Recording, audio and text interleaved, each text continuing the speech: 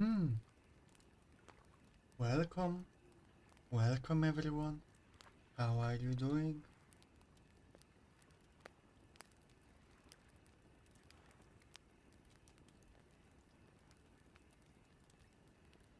Yeah, hello. Hello lady. Welcome YouTube chat. Welcome Twitch chat. Welcome painter. Welcome yeah why. Welcome lady. And welcome lurkers. I hope everyone is doing well today. And I hope this is your around the time you should go to sleep. If not, I'm making it mandatory to go to sleep because I'm going to be reading some stories for you.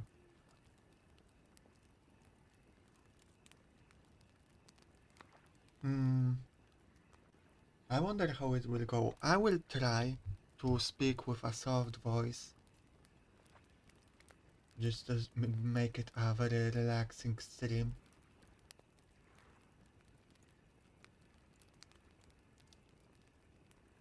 Also, I have not read any of the stories I prepared. I mean, because I didn't want to get spoiled for myself, but also I don't have many of them. I have painter story, I have ladies stories. Thank you, thank you. I have ladies story and I found like two. While looking yesterday, I realized, fuck, I should have looked for those stories earlier so I can ask the authors if it's fine for me to read. So, my selection was smaller. I chose like two that I don't have permission, but also those are kind of abandoned and the authors didn't log in for months from what I've seen, so it's like, okay, I will ask for forgiveness, not permission, this sort of situation.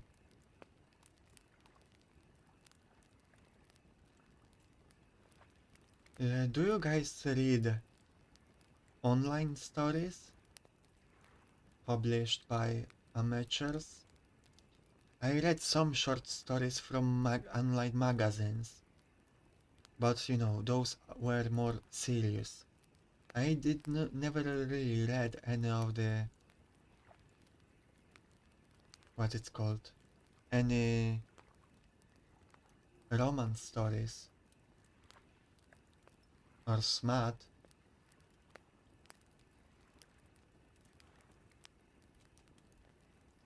or fanfics. I'm not reading things like those. You read a lot. Yeah, I guess so. I never got into that. Hello, Sayo. I think I prefer paper books too, but I just don't know what to read on Wattpad. Not to mention, I just don't read a lot, but when I read, I just usually go for traditionally published stories or short stories in a magazine. There is a good magazine with fantasy stories. It's called. Give me a second, I have to find it.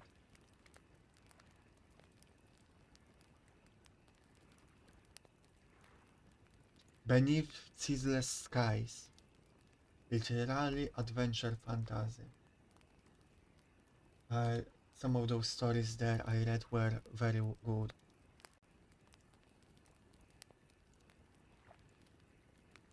Yes, you are required to go to sleep after this, Poppy. I know you later today have a stream with room reviews, and I will try to send the pictures before you start of my room, but I have to clean, so I don't promise. You get bored of paper books often. They don't offer much of the way of queer romance. I understand that. I mean, I've seen some, but yeah, for sure, like amateurs publish a lot more of those. You found a really good fanfiction of what, Sayo? By the way, kisses for you. Mm. For everyone.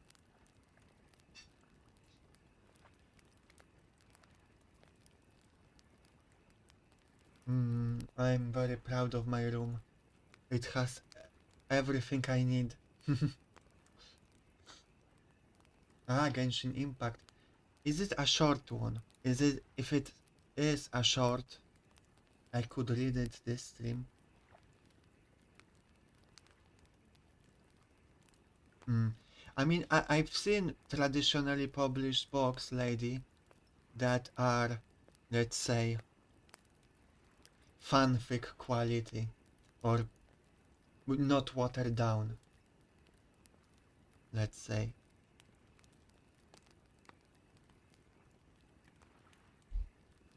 But I mean, for sure, at least on Amazon, there are some in forms of audiobooks and ebooks. I'm not sure how many of them are traditionally published. But I read, what was it, Black Lotus? It was like a ninja courtesan lady with lesbian romance. Ah, long as hell. Alright. So, guys, if you know of any short stories I could read this stream, not necessarily romance. I just put it in the title mostly for clickbait. I mean, I'm reading no romance, that's what I found, but if you have anything else, I will read it, if it's short.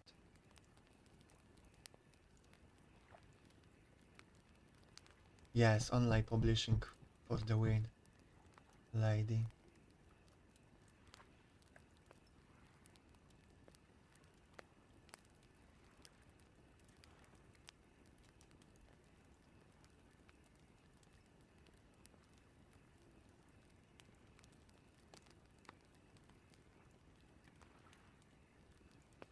Wait a second.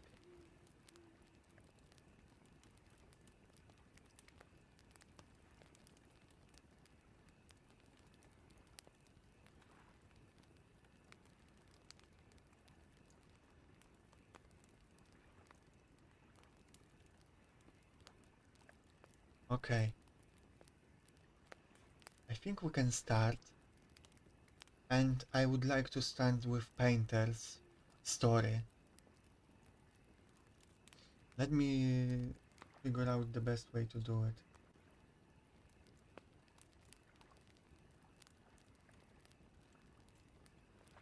I think covers are something you don't have to worry about at all until everything else is finished. Okay. I'm trying to figure out what would be the best way to show it to you guys.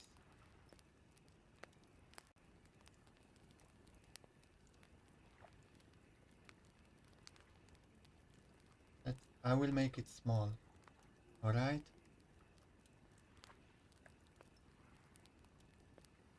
So this, the fox trap, is the story by Austrian Peter here in chat. I have not read it. I will only. You need a cover right from the get-go for online posting. I mean, yes, that's true. But for my knowledge, Painter so far didn't yet post it online. So, a note, Painter. I hate it. I hate the layout.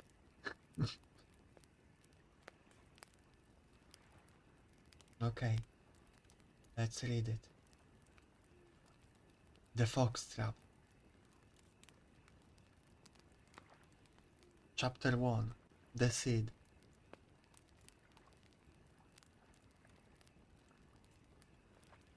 No excuses, painter.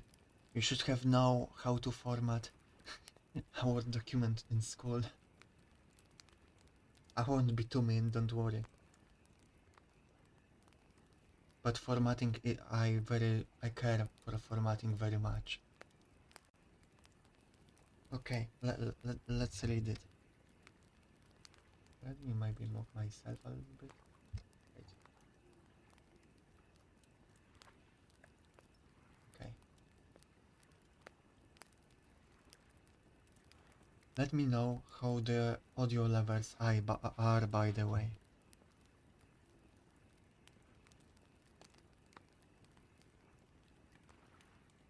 Bang!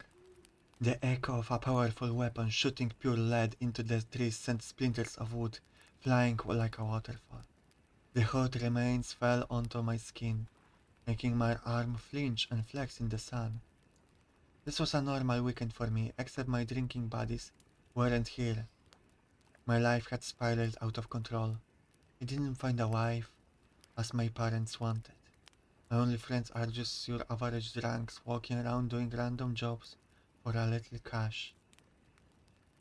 3 dudes, of which only 2 have wives, Marco, John and Pierre. Marco was a skinny, tall lad with a foreign accent and a bushy mustache, and a funny hat that didn't fit on his head. God knows how he got a wife. John was native to the place and somewhat chubby guy with a skinny mustache and a love for beer and old guns. Whereas Pierre, who is foreign to the place and has funny accent. He's the one who doesn't have a wife. How did I get myself stuck with these people?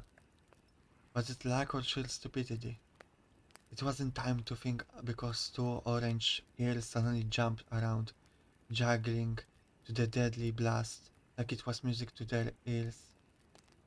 The mischievous owner of the body was bottom-heavy fox woman. Her tail swayed side to side, and her hips did the same. The sunlight accentuated her curves, but one thing was missing, a big chest to go along with its power. But for me, it didn't matter how gorgeous a subhuman was, I needed to take it out. But I couldn't shake the feeling of unwillingness.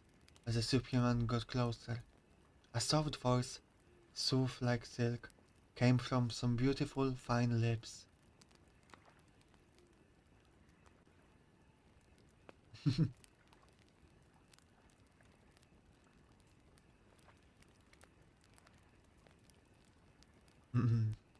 Let me then wait. Sorry to interrupt. I want to see if I can boost my audio in any way then. You have to wear headphones. Doesn't everyone wear headphones?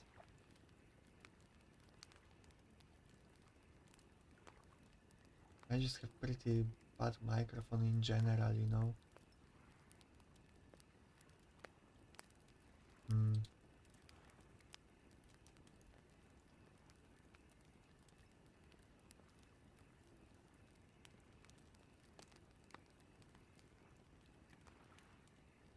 Let me know how it is now. I raised it a little bit.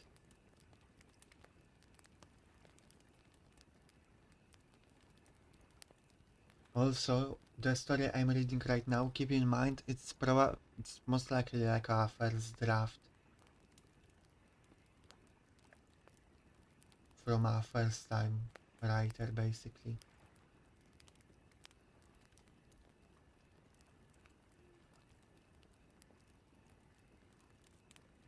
About the same, okay? About now. Now there should be a difference.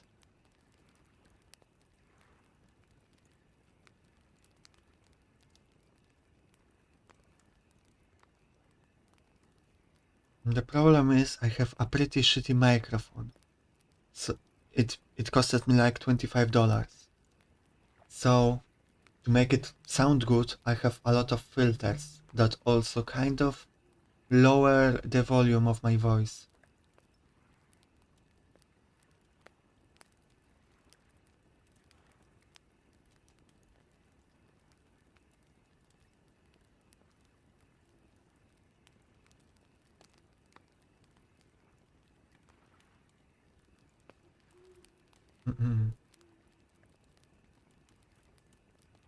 Alright, I will leave it at that.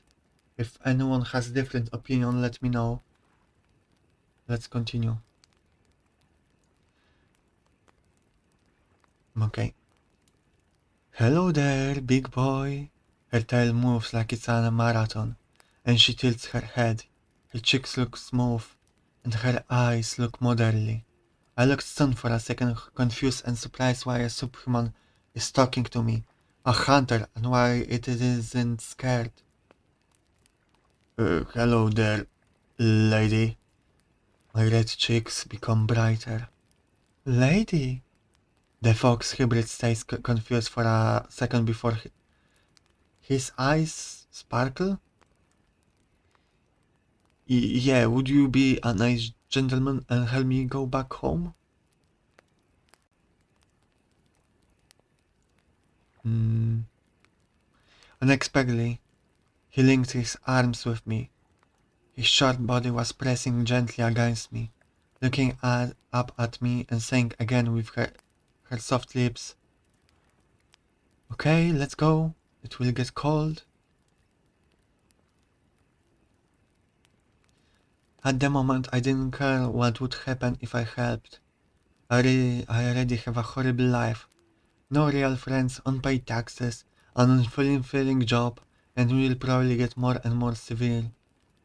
There was nothing to lose, so I started walking through tall trees that rivaled skyscrapers in size. After 30 minutes of just walking at gentle pace, the shadow cast down by the gargantuan pine trees started to fade, and light began to shine more vibrantly. A good-looking house appeared ahead. Its walls were made with white stony material that was becoming great from time. It had pine wood pillars and support beams all over the place. As I started at the unreal image, As I stared at the unreal image, the fox hybrid walked closer, and her hands started looking through her pockets of loosely hanging piles of fur. With the jingling metal, the door let out a creak. "Home, sweet home!" The superman looked over his shoulders at me and smirked, saying, "Coming or what?" She bolted into his house, uh, leaving the door open and me standing in the sunlight. I didn't want to play childish game with a stranger, but this was my only chance to do something that wasn't repetitive and boring. It would be the perfect break from all the paperwork and random hangouts with drunken friends. With a bit of hesitation, I entered the house and closed the door behind me. The house was beautiful. The first thing you saw when entering was a great fireplace to your left, with a nice living room. On the right, there was a doorway that led into an unlit room, and next to that there was a wooden coat hanger with an old hat on it. In the back there was another doorway, but this time it was lit by the light outside. It looked like a kitchen. Also in the back there were some great wooden stairs that led upstairs, where the fox hybrid was standing mid-walk, looking at me with a mischievous smile. Her soft muscles were stretched and his curves were uh, accentuated by the sunlight coming from an old window. At this point, I knew what he wanted. I wasn't confused by how much the situation escalated. I considered it before seeing a lady of the night. I think the pressure on my face was visible, and I promised myself in that moment this would be the only time I would do this. She may have just wanted to help me feel happy, maybe she probably had pity on me, or just pure lust was clouding her judgment. So I did it. I walked after her when he bolted to his room. On the bed, sitting seductively, looking at me, his curves inviting me to cuddle.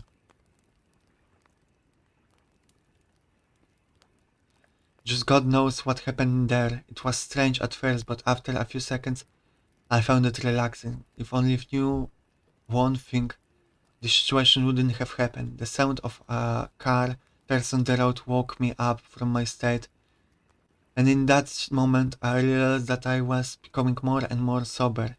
I drank the whole time. My friends actually left because there was no more alcohol. They left me alone because they wanted more to drink.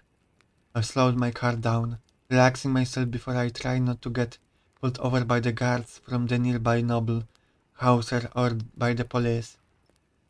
The car felt more and more cold and empty. The realization of what I had done knocked hard in my head.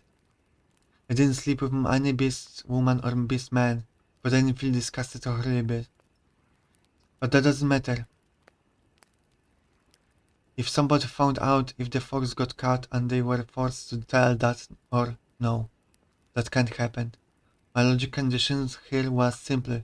It doesn't matter if the fox was angry or nonchalant about it. I needed to do it.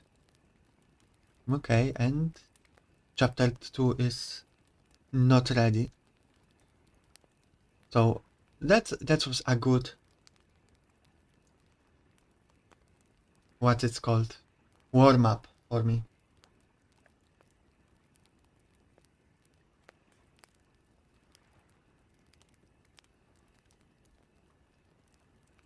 Yeah, that's what I was confused about Painter. Like, what's going on? The pronouns fucked me up. Okay, Painter, do you wish to hear feedback from me? And if you do want feedback, do you wish me to tell it, write it to you privately, or do you want me to tell it right now? It's fine if you don't want feedback, and it's fine if you don't want it publicly. That's understandable.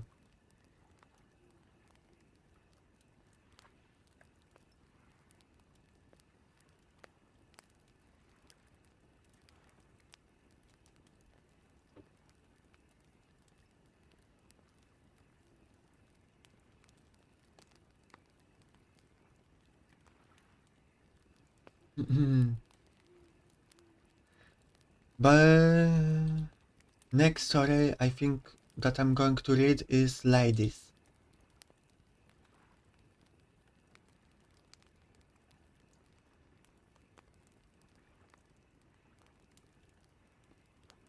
Okay. So, if you wish to hear it publicly, first of all, you have to fix the formatting. I'm not going to tell you how exactly because you can easily Google it, but acapits for start. Second thing, you have to decide how you format your what's it called?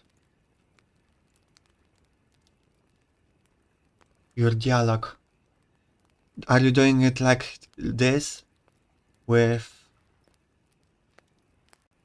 dialogue being in the quotation marks and after quotation marks is description, or are you doing it with lines like this?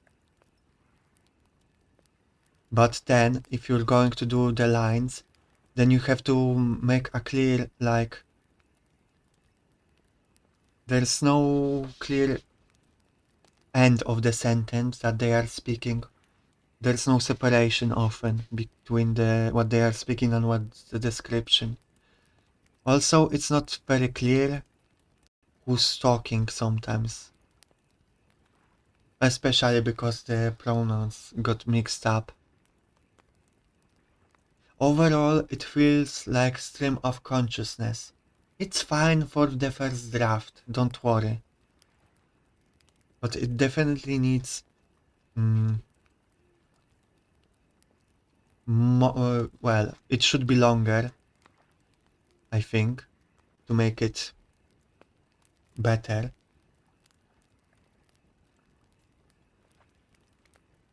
Format it better, make it clearer who when someone the protagonist is thinking things. Generally separate different sections better between thinking, descriptions of environment, and things like that. And also description of his friends is completely unnecessary here. It's okay to mention that he has friends and 2 of them are married, and maybe mention that one of them is not that pretty, so you wonder why he got a wife, but it's not necessary to get their full description. We can get full description of them when they are appear, you know? We don't have to know their names or how they look exactly. Also, the culmination of it, I'm sure they are important, but they are not important in this chapter. That's why we don't have to know much about them. It's okay to just mention, I have friends. I'm 2 of them are married. One of them is ugly and is married, so I don't know how they did that.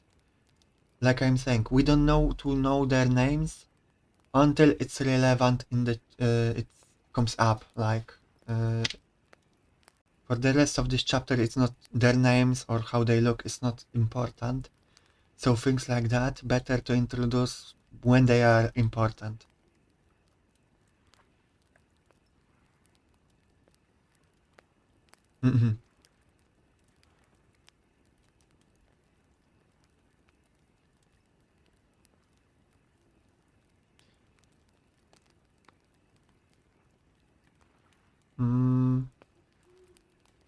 What else? I wanted to say that the culmination, the thing that we're looking for the most, the spicy scene of them, is kinda like, I don't know, it has like 3 sentences, which is a little bit disappointing. And I don't know what happened at the end, which connects to the feeling that I don't know what part of description ends and another begins. Like, did he imagine sleeping with the fox?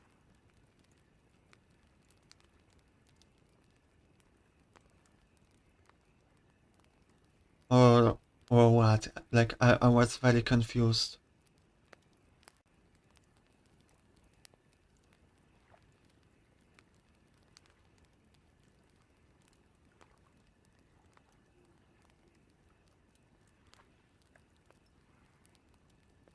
Mm-mm.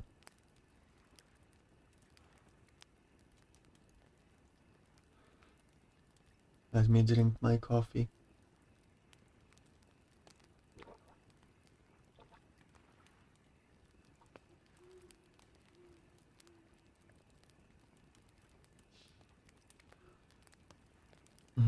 Okay, I think we can. I'm opening up ladies story. Human x non-human fantasy persistent courting bar protagonist, spider love interest, aloof love interest, protagonist falls in love first, love before first sight. Love before first sight. That's interesting. Never saw this.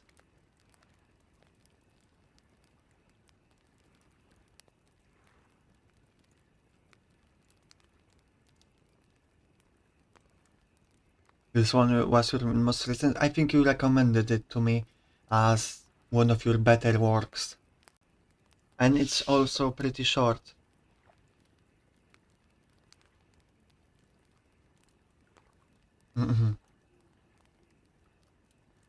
Okay, give me a moment. I forgot my pillow for back support again.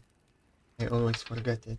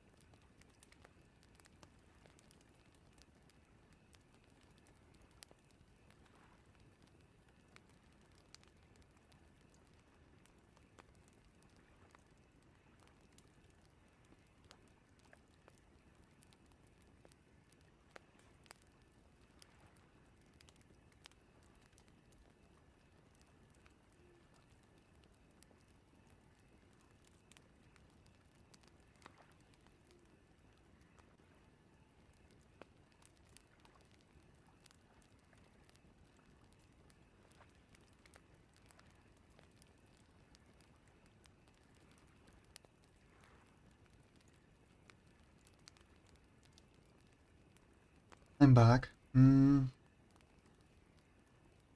Why are you in pain? Why? I hope you painter don't mind me. I hope I wasn't too harsh. Like I think your story painter was alright, but I think it's first draft type of thing. But I'm proud of you that you wrote something because God knows I don't. I don't write anything. I'm too lazy. So I really write.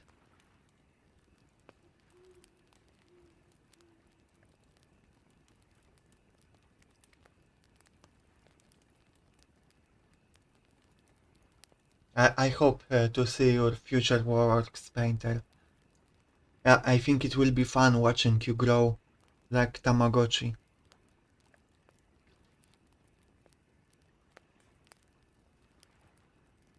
Good, painter. Good to hear that. Hmm. Lady, how spicy will it get?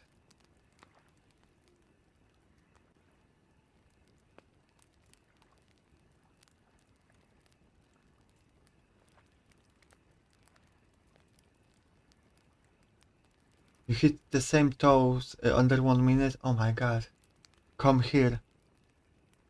Mwah. A kiss to take care of the pain.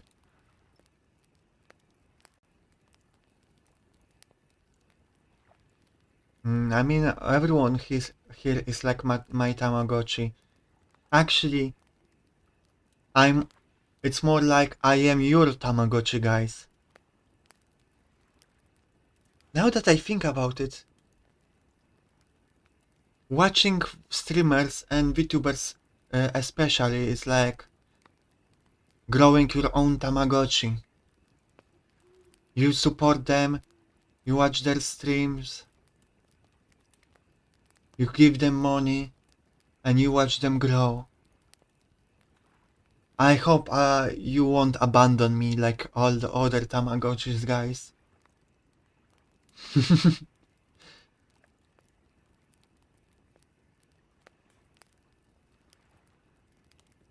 Okay, lady. I'm fine with more sexy stuff.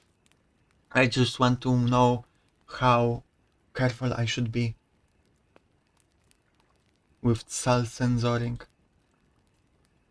Okay, let's read this. Everyone pay attention, it's Lady's stories. Lady is smart here. Lady is the smartest of us all. So, I'm going to put pressure on you, Lady. My expectations are high.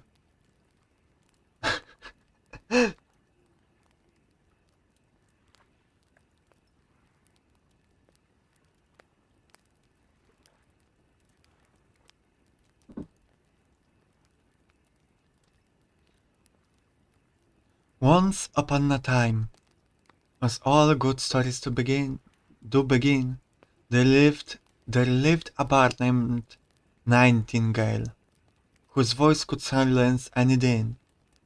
Common russet was his hair, pale and freckled was his skin.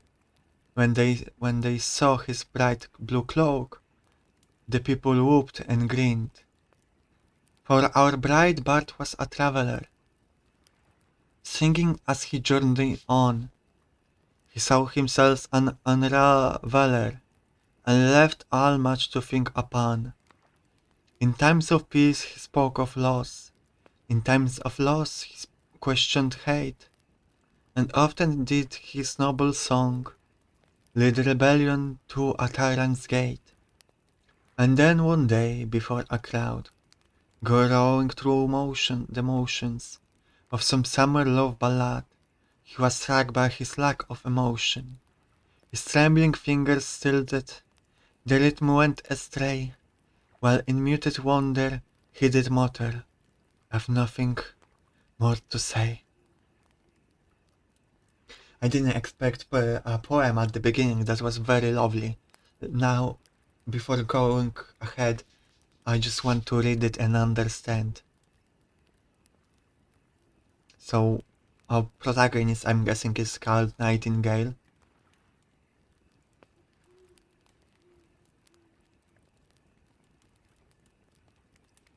Common russet was his hair. What is russet?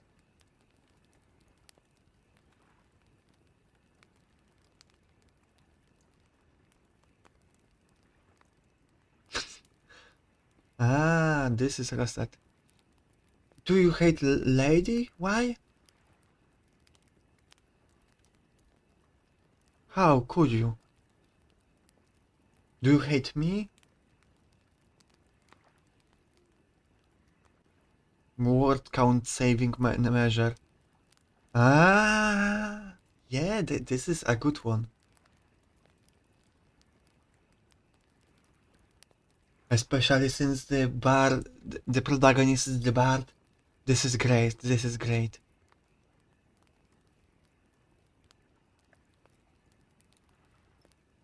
Pale, freckled, bright blue cloak.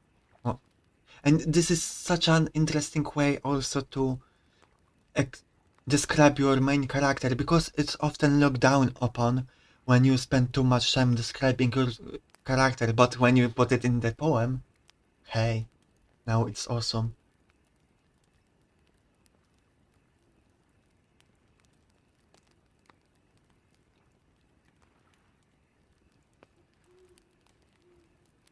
Okay, he was a traveler.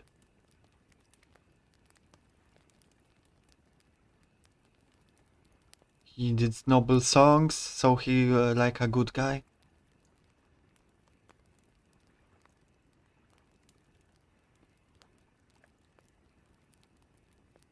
Okay, before the crowd, through the motions of summer love ballad, he discovered that he doesn't have emotions. I don't know if literally doesn't have emotions or more like feels kind of stunted.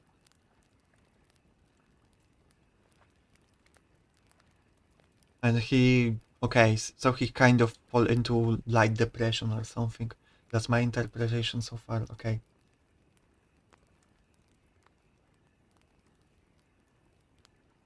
Yeah, I kind of got that lady.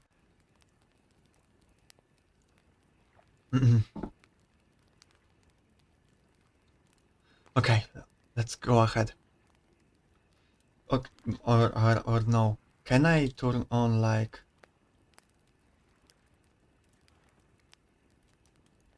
I think I would like a bit bigger this. Can I change background to like dark mode or something? Maybe not dark mode, because I'm not a fan of reading in dark mode, but I like gray background for reading. Can you do it on this side?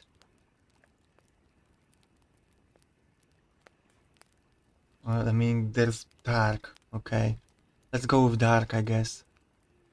Not my favorite, because my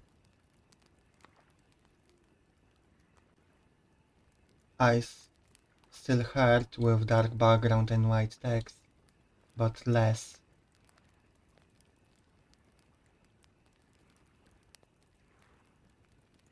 Okay.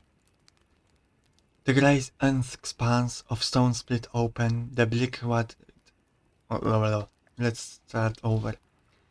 The great expanse of stone split open, the bleak white landscape, its tough walls aloof to the wind's persistent caress. Crowned towers lifted their heads high in rebellion against the clean infinite sky. The winds yawned with intimate darkness, when the ancient weathered doors spurred the constraint of a portcullis. Caution cast aside in certainty that there would never be onlooker to catch it in the scandal.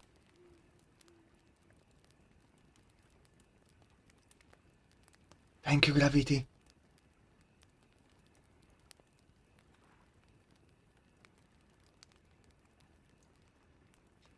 This had to be the castle of legend. Nightingale felt it in his bones. Nightingale.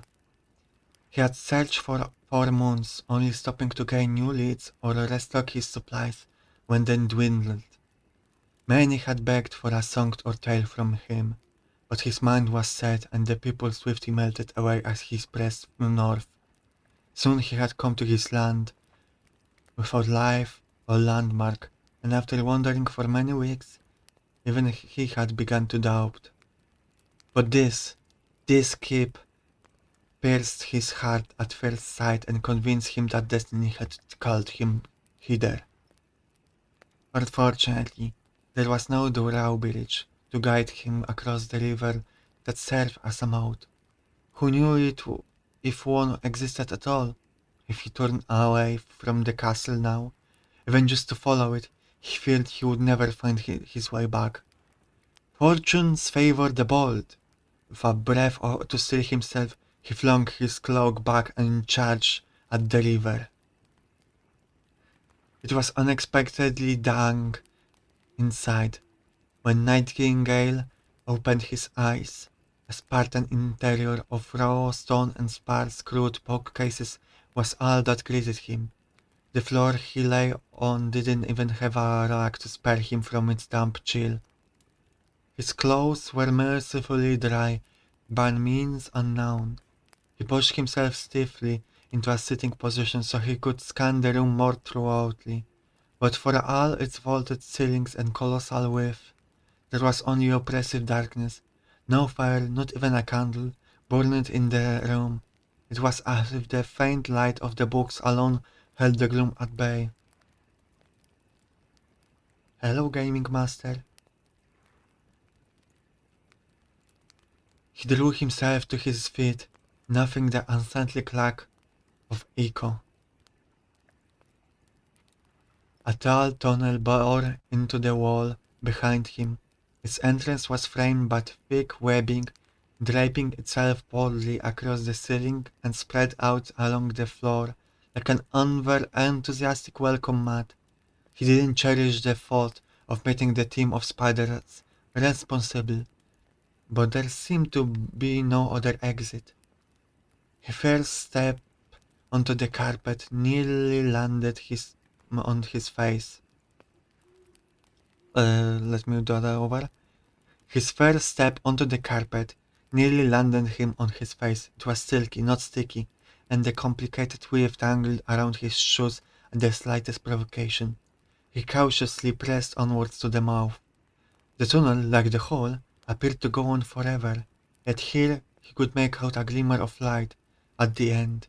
The scent of stew, so close to his mother's own, he could taste it, wafted down the cavern. The longer he focused, the more he swore he could hear her, humming her favorite lullaby, setting the dinner plates, cooing to the dog. His brother's throaty laughter was a ghost in his ears. It was only when the fangs flew at him that he realized he was walking forward. He leapt back, his foot sliding. The landing was soft, but his lungs burned. He scrambled, desperate for purchase, on the smooth webbing, but it only ensnared him the more he struggled. He braced for the strike, glanced back to watch in horror.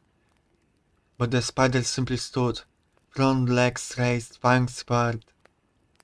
He waited, hardly daring to breathe. The beast easily filled the tunnel. That alone was enough to keep him frozen. The arm-length fangs were starkly outlined against a bright flash of red on his underside.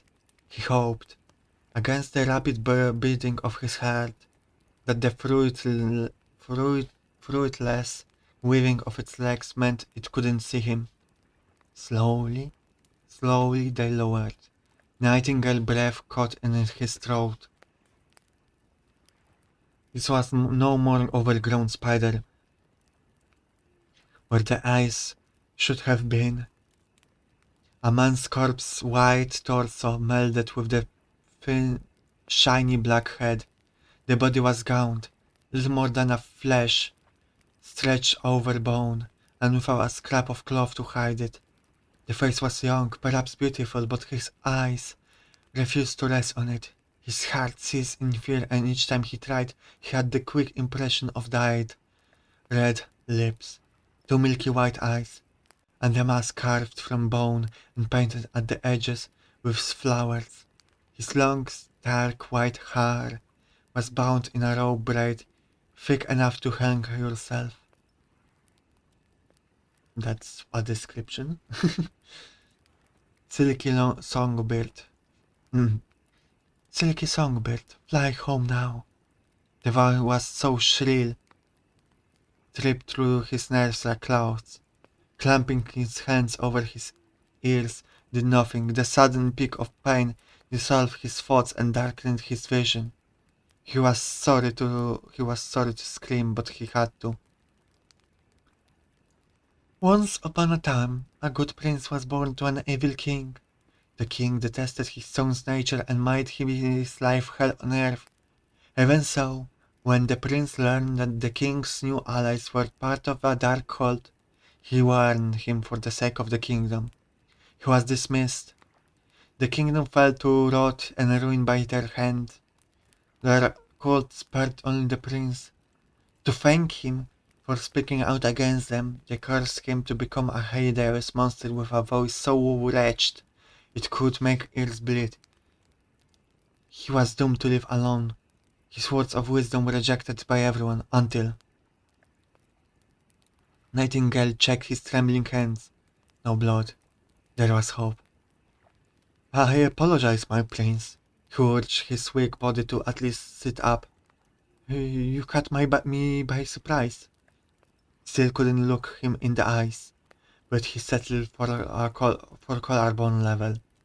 The archne? Arkne?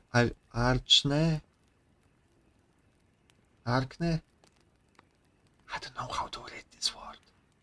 Shook his head and shook him with his hands. Thank you for bringing me here. Arkne. Okay, I think I got that.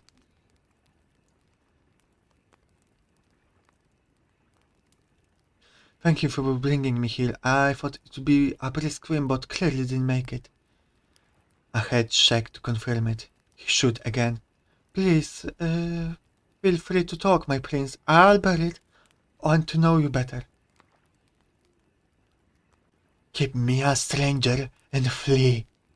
To his credit, he didn't cry out, though he clenched his hand so hard it almost drew blood. He tried again to lift his eyes to his face, no luck. I have come to love you. I know. You wouldn't have plunged headfirst into ice water if you didn't. He was stunned both by the pain and the misunderstanding. The prince didn't seem to reconsider his notion even in the awkward silence. You misinterpret me, my prince. I have come so that I can fall in love with you and give you my voice, so the cards can be broken. You misinterpret me, Bard. Nightingale, my name is Nightingale. He sighed, slicing his fangs through the webbing below. The tangles trapping Nightingale's hands slackened. He quickly pulled them free. Before he could address the prince again, he turned his abdomen. I know this word. I know how to read this, but I don't know how to read this right at this moment. Abdomen. Abdomen. You can see it. To him and retreated into the burrow. Won't you at least give me a chance? He called helplessly. I am.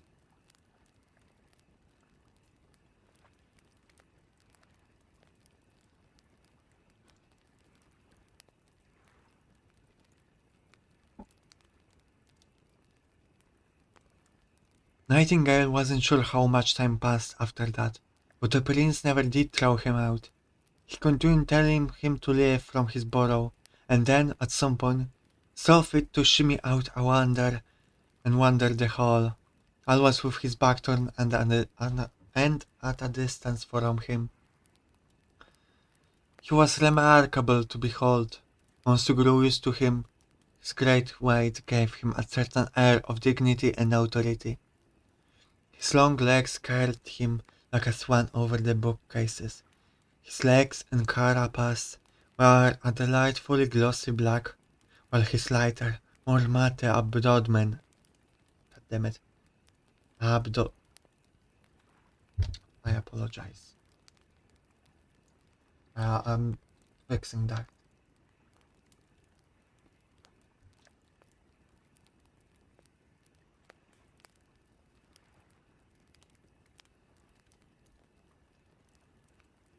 Abdomen. Okay. Abdomen.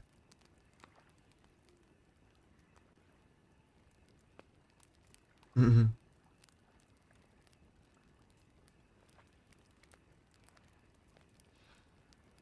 His legs and carapace were a delightfully glossy black, while his lighter, more matte abdomen had even a touch of plum to it. In contrast, the ghostly white of his human half was bewitching. His long, silky braid hung so low, it bounced teasingly back and forth between his legs when he walked. He had elegant fingers and a gentle, deliberate manner of picking things up. When he glanced back, the curve of his shoulders and the wisdom in his eyes left Nightingale all too aware of his racing pulse. Now that he'd gained a little resistance to the pain, he then swore there was a mirthful melody to that voice. Perhaps the prince was right, perhaps the destiny had captured his heart for this man, even before they met, only made him twice as determined. My fair, mysterious, angelic prince, I beseech you again, take my voice and be free. He looked up from the book he'd been reading 6 aisles ahead of him. Whenever Nightingale suspected he wasn't listening, it always turned out he was. These epithets keep getting longer and less honest. They're as honest as the sun is bright. If the world only knew how it was denied your beauty, it would weep until the seas consumed it. The weeping comes after they've seen my face, because it is the closest to divinity I will ever see. Who could resist shedding tears of joy? I'm going to say Nightingale is a bit of a... It's coming on too strong, you know.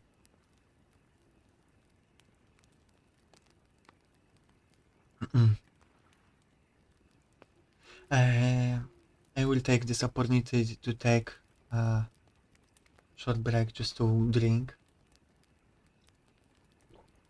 And will say the writing is great. It's very vivid. Although I cannot focus on it as much as I want to and stop and imagine what I'm reading because I want to keep the pace. Normally I would like stop myself after every description and close my eyes, imagine what I see and continue. So I'm sure many details are lost on me, but the writing isn't.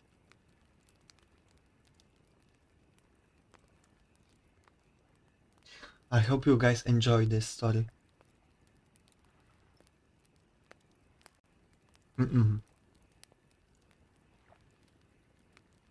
He simply rolled his eyes and waved him off with one hand. Returning to the book, with determination burned in Nightingale, he would see this man recognize his own beauty, even if it killed him. He grabbed his lyre from the ground.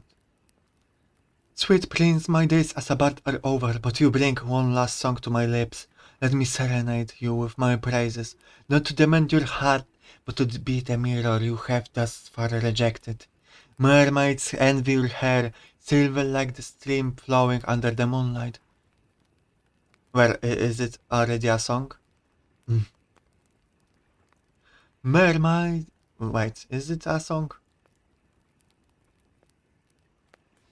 If it's as if it's a song, making it in a separate. Mm, he's just being poetic. Okay, I was like, wait, it's a song. Normally songs change up formatting a little bit. Mermaids envy your hair, silver like the stream flowing under moonlight. Starlight is mundane next to your luminous smile. Onyx pales next to your light touches legs, and his butt sand compared to your tender strength. Your voice is a violin played by a toddler, very pissed off at her mother.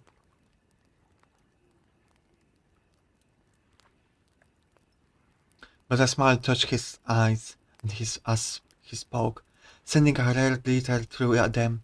Nightingale lips, well stilted more by the ridings than the interruption. Divinity mesmerizing all consuming, he could be nothing else. Then take my angel. No, I'm not asking you to love me. I know I'm plain. I wouldn't know. I can see well. The revelation almost stopped him in his tracks. Luckily, Bart was used to improvising around these hesitations. But there is so much waiting you for you in the world. Forests, cities, great blue skies. I can imagine you running across the hills of Proscenia. The sunlight setting your hair to starlight. The hair had this scent of lavender catching in. I can't run well either. Skipping. I can jump at all. Rollicking at a gentleman's pace.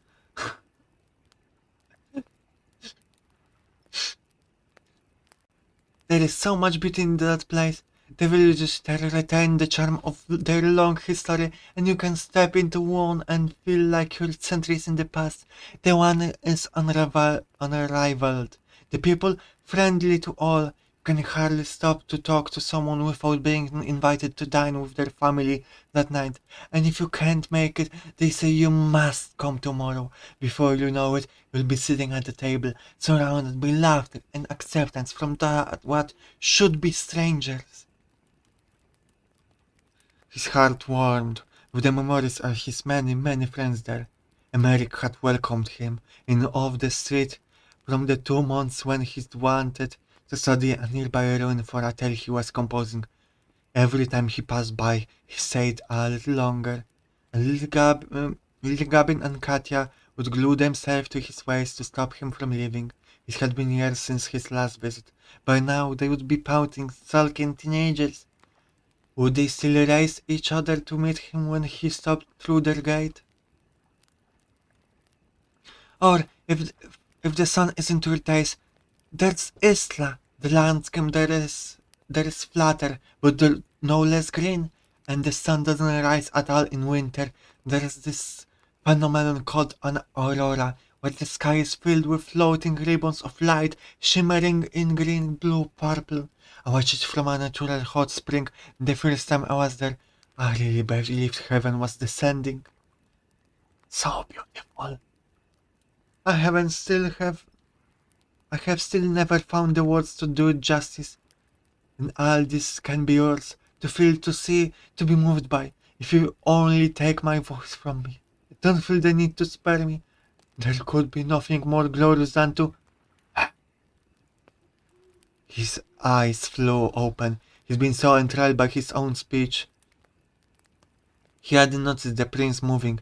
He was 2 eyes closer now and facing him, his human body tilted forward so that their eyes were almost on the same level, and the gap between them were even smaller. Horror strangled any stream he might have made.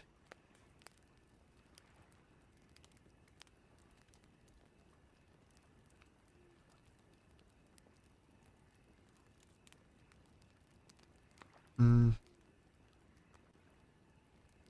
I stopped because I'm not sure who's talking.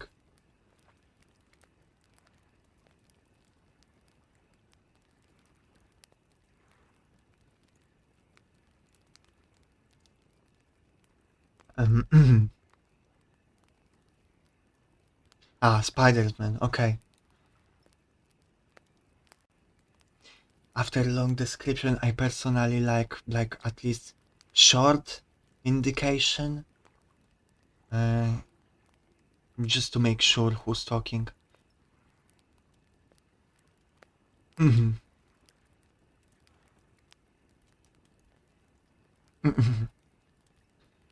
This is about glory. Of course it is. A colder fist set in. He shifted his grip on the lyre. Lair. I'm sorry, that was terrible phrasing, he said coolly. But it was honest.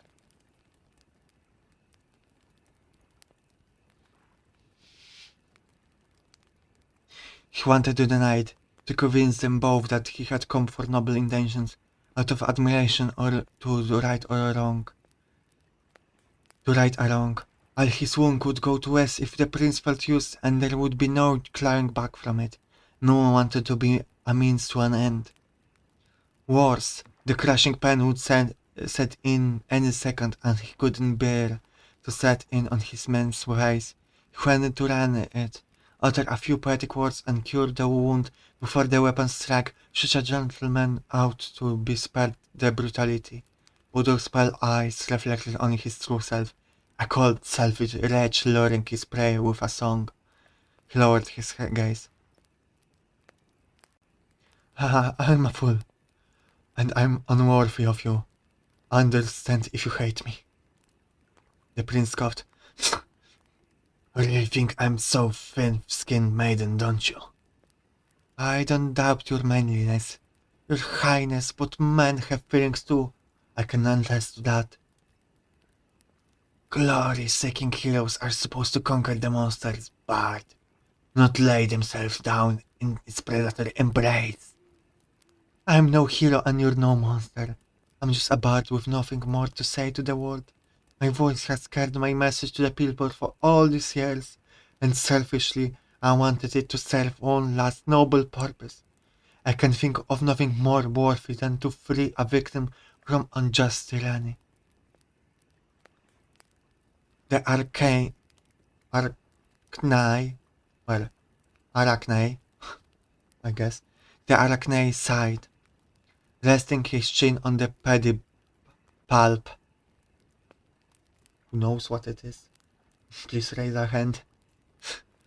Nightingale dared to lift his eyes to his face.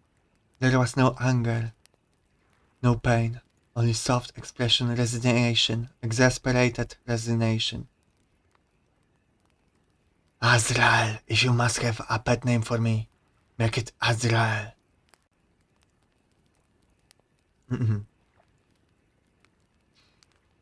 Okay. The dialogue flows very well, aside from those a few moments where I'm not sure who's talking. It flows very well. It feels natural. It's snappy. Banter is great, and back and forth.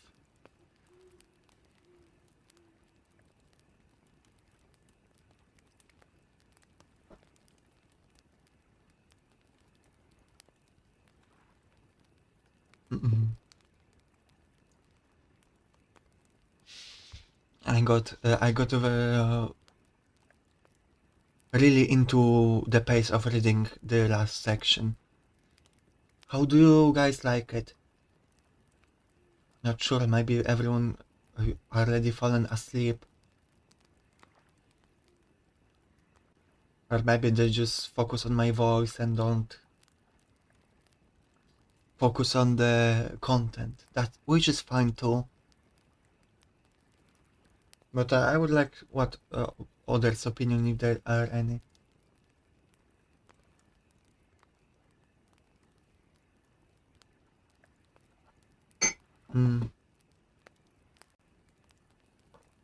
I will say that it makes me want to write something, like write this moment. I'm kinda in the mood. Problem with writing is that when I'm writing I'm not streaming. And making a stream where I only write, I think would be pretty boring. So that's a problem. But I had two ideas.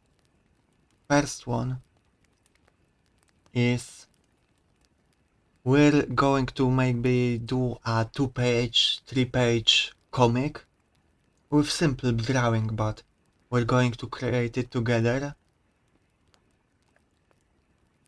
You know, that's one of my ideas. And second, maybe I won't write on stream, but we can plot on stream. We can do a bullet point of what's going to happen together, which I think would be neat to do it together.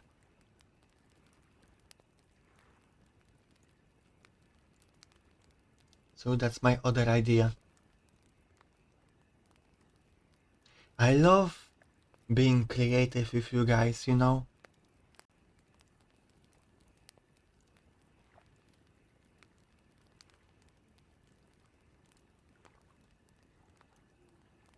Those are one of my favorite streams.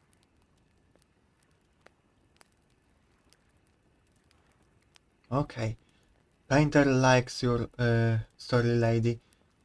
I don't like, on the other hand, that YouTube messages disappear from the screen so much. I changed the length of this like 5 times already.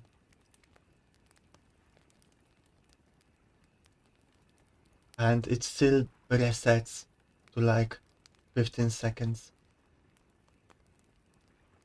Why also likes it. Do you guys like the idea of creating an outline for a story together on stream that I would later write and read on another stream? And do you like the idea of creating a comic together? Would you like to do it? It's fine to say no, because keep in mind, if we're doing that, then we're not doing other things on stream. You're jealous right now? You can write like lady is writing, just read more. Just pay attention to what she does. Just try to read and also research how to structure a story.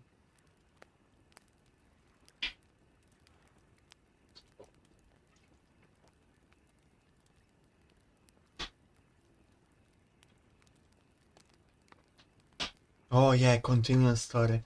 I was thinking of a short story, but continuous story would be even better.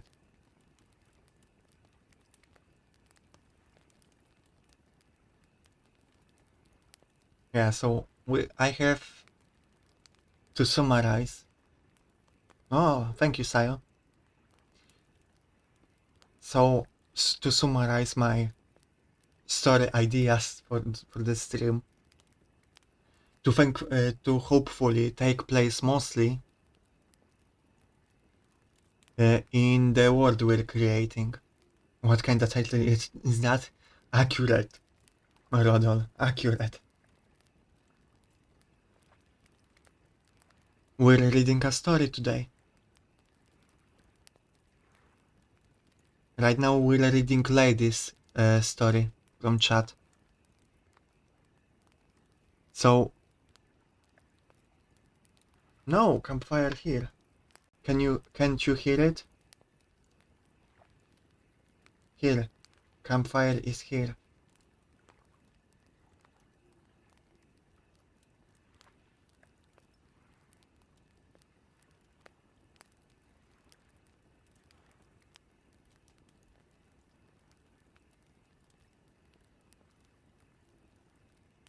Wait. You guys can't hear the background sounds? Should I make it higher? This whole time I thought, okay, you can.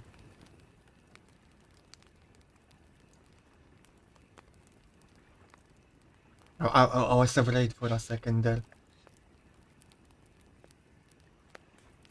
So to summarize, we have word building stream, and then we're going to use that word building for the visual novel storytelling streams, for D&D streams, or tabletop streams in general. You should buy new headphones. For comic, perhaps, and for the story that we're going to write together. So we have a lot of creative avenues to explore on this stream. Okay, I think that's enough of a break. We can continue the reading. How much I have left?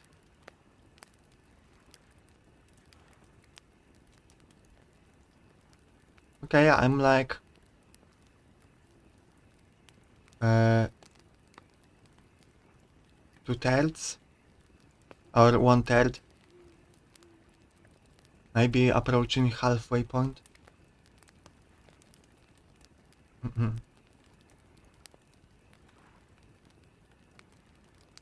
Okay, let's continue reading. From that day forward, Azrael was warm to him. He would never come within 3 feet of him, but he would sit, or maybe lie, at just that distance from him, glancing across at him from time to time while they spoke.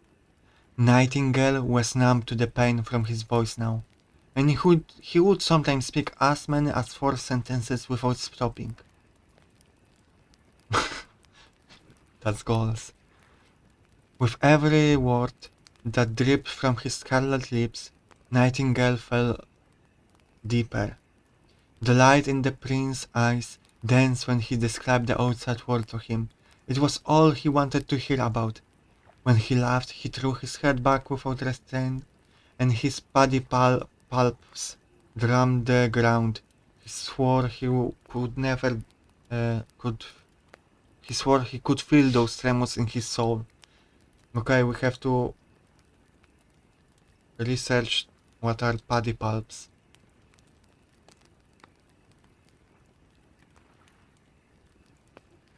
Ah, those little legs at the front.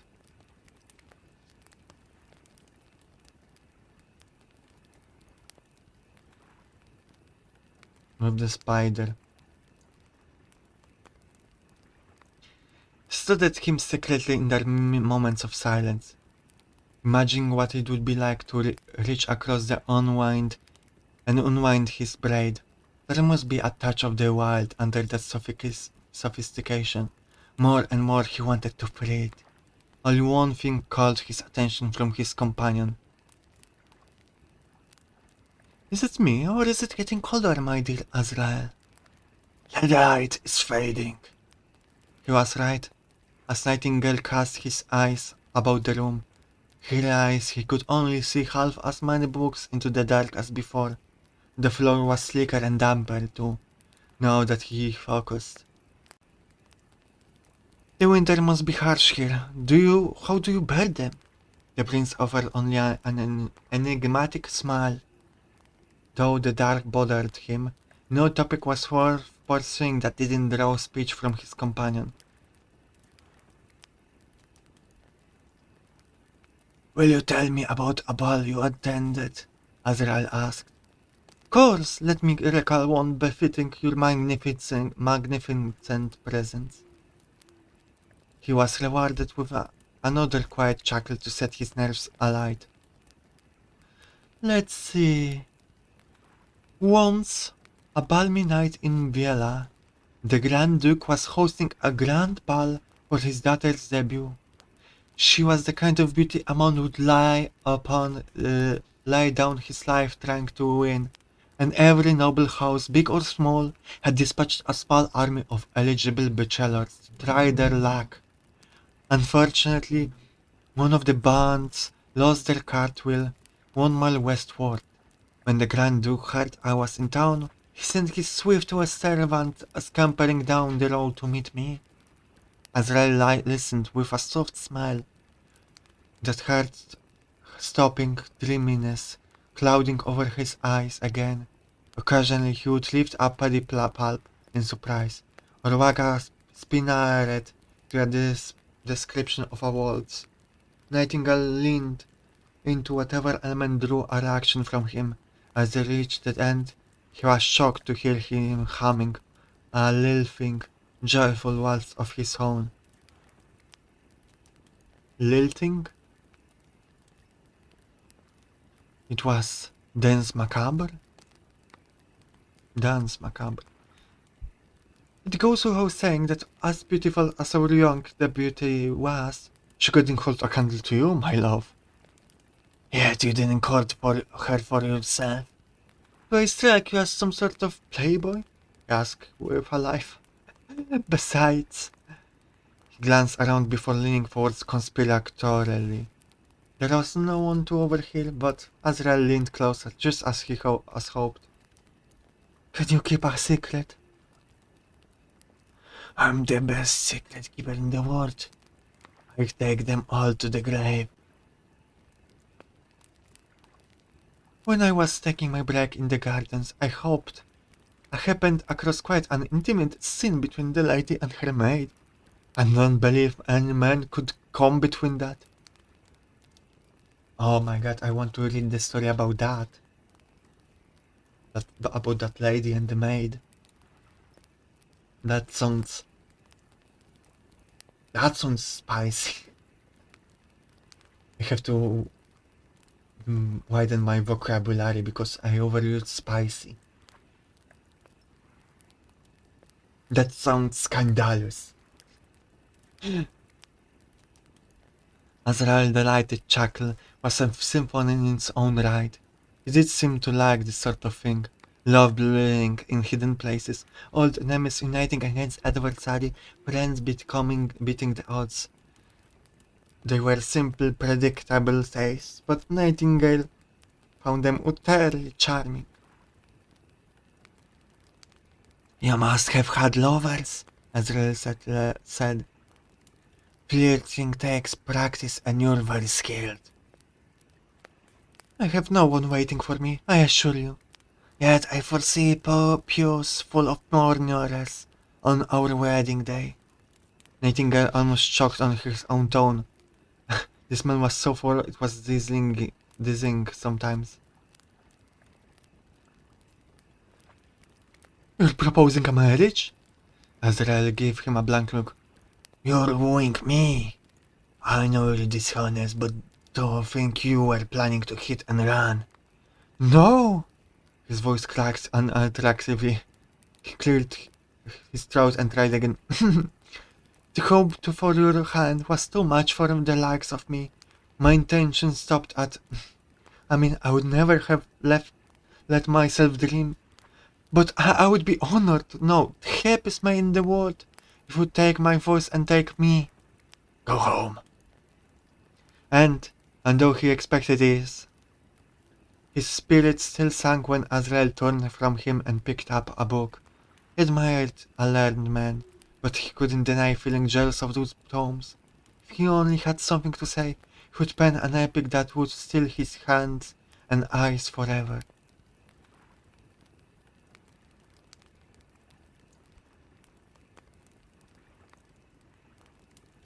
Your friends and fans will be sad, you know. He assumed he was talking about his voice. He always came back to this topic. If they truly care for me, they'll respect my decision. Then what about your mother? Don't you want to tell her you love her one last time?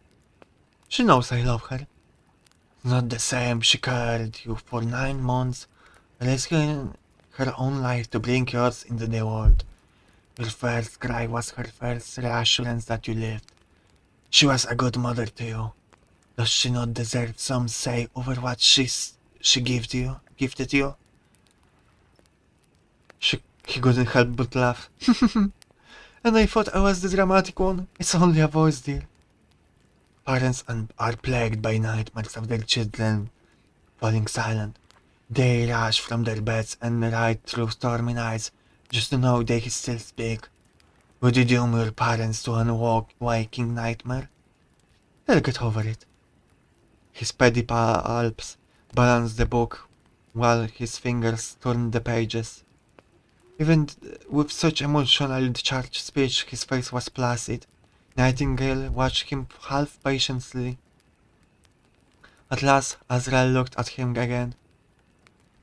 Aren't you afraid of giving up, little songbird? Most people fear the end. Of my bardic life, I have nothing more to say. There's glory in going out with dignity and purpose, were better than to struggle as a shadow for yourself, besmirching your reputation with pitiful failure. Is that what has you tongue-tied? The fear of disappointing others, of disappointing yourself? He hesitated. In a way he wasn't wrong, but the way he phrased it, it wasn't quite right.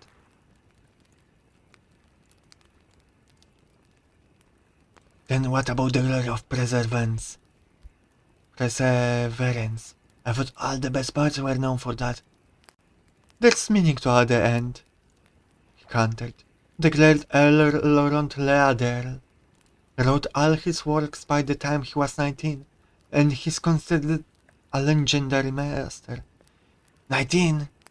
Are you sure he didn't grow up, realize he'd been too vocal about views he no longer held, and decided not to out himself by writing more? Or maybe he switched to a pen name for privacy? Azrael watched him closely. Are you sure you want to believe that a person can say everything they could want to say about everything ever by the foolhardy age of 19? He averted his eyes. Then consider Driana Abetine, he tried again. The great actress who stopped suddenly in the middle of a play and never performed again. Her tale is mysterious, enigmatic, timeless. Fictional. Yes, but it carries a message. A grey one that tells us there is meaning in silence. Wrong speaker?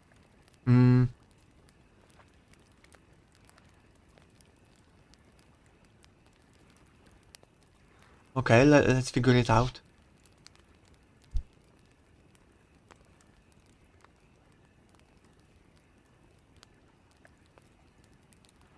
Okay.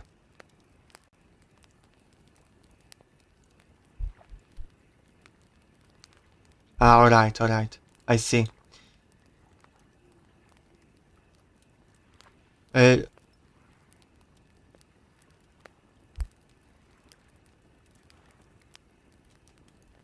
So this is Azrael and this is Azrael?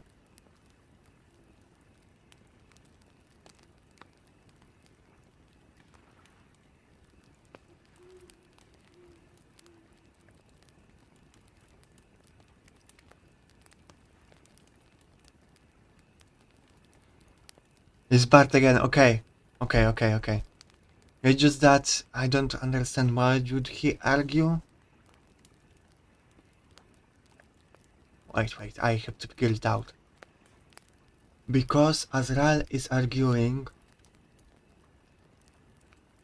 wait, no. Okay. Nightingale is arguing that it's fine to go out early, okay. You're right. I just... if I paid more attention, I would know.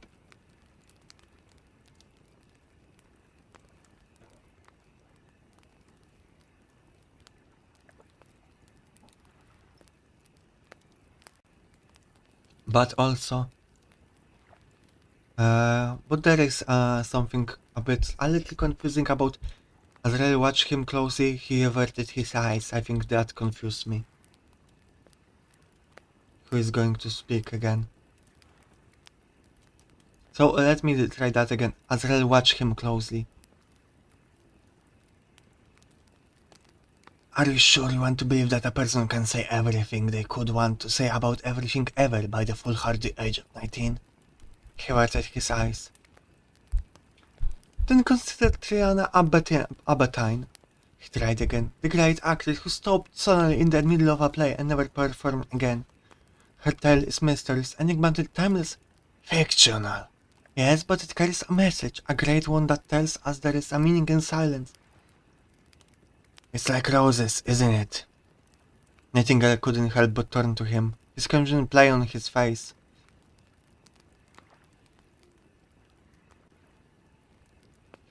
Um,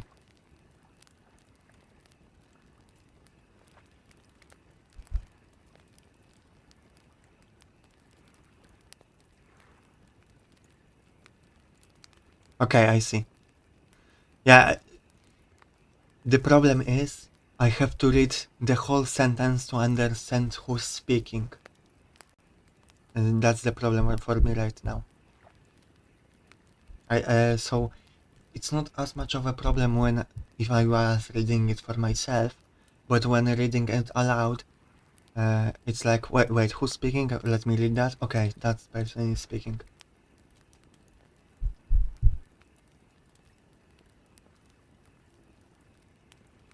Mm-hmm. Nightingale couldn't help but turn to him, his confusion plain on his face. They poison the ground whenever they grow, so that any rose that tries to follow after withers before it can compete with their ghost. Tell me, Dawnbreaker, who glorified your silence to you? What do they gain when you lose everything to me? He was speechless, not swayed, but caught off guard by the intensity of Azrael's belief. There was a deep conviction in his eyes that scared him, like staring down at a long drop when you tethered on a cliff. He wanted to grab a hold of a lighter subject. What about the author you have there? He tried to keep his tone jovial. Did he ever give up? It remains to be seen. Azrael placed the book cover up between them. It was one of his. One of his, meaning Nightingale?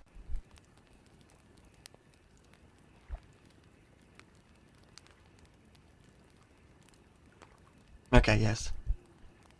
Mhm. I need water. Give me a moment.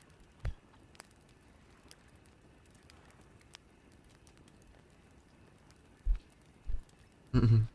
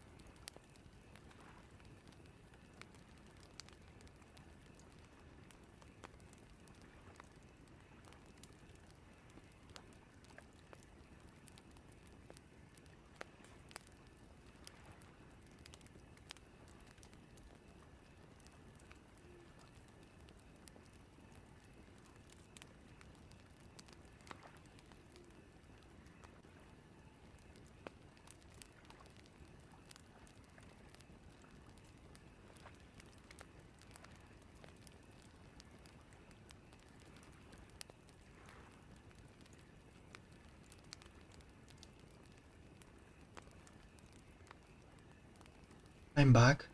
Mhm. I think we're approaching the end, right? Mm. Yeah, we're closer.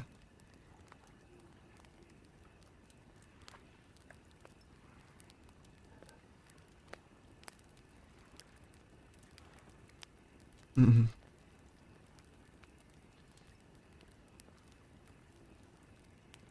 The light dimmed until barely a book could be seen.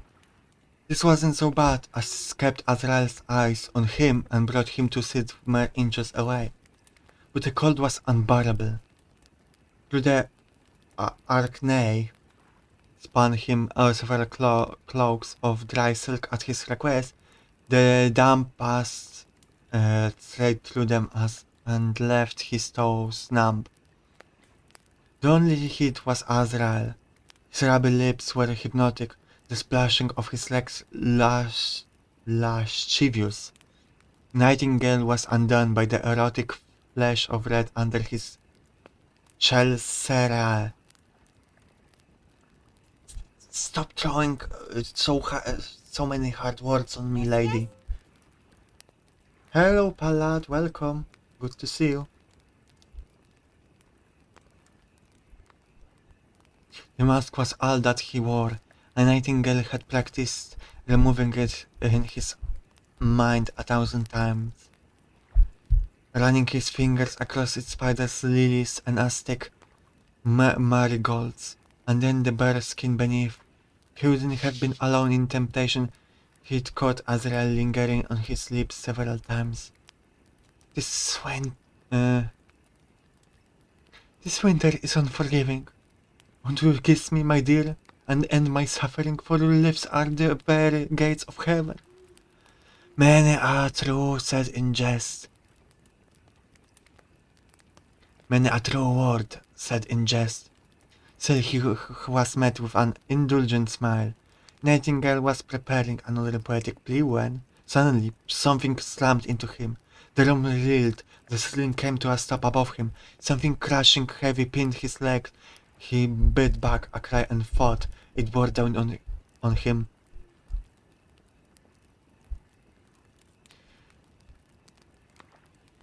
Don't kick my lungs, laughed Azrael.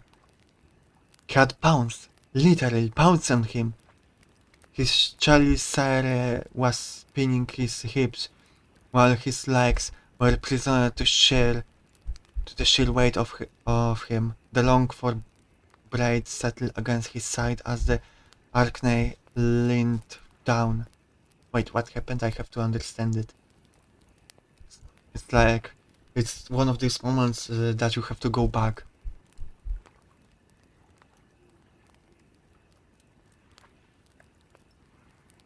Okay, I think I got that.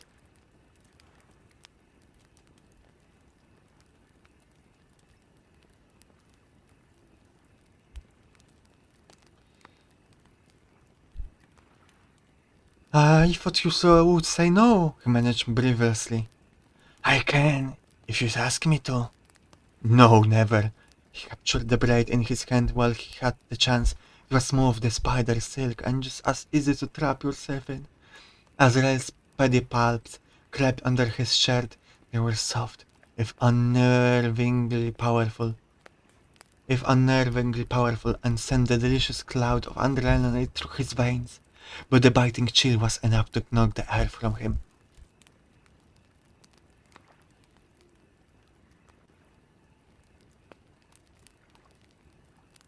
Hmm.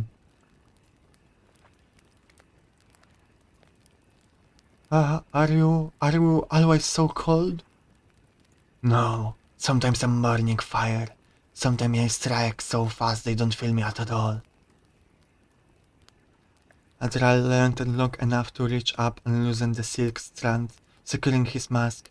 Nightingale's mouth watered, slipped off to reveal eyes. 6 more pale, pearlescent eyes, one on either side.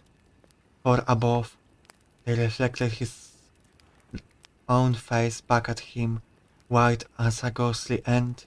No, on a second glance, each one showed a different him. He was a baby in the top left, a young boy two over, a gangly teenager just below.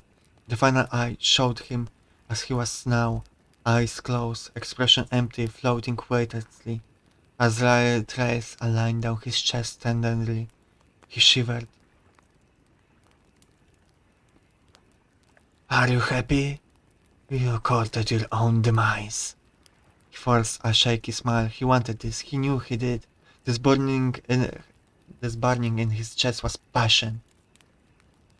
I never doubted for a second. Take my voice, and I will be your husband. The icy fingers raised his lips.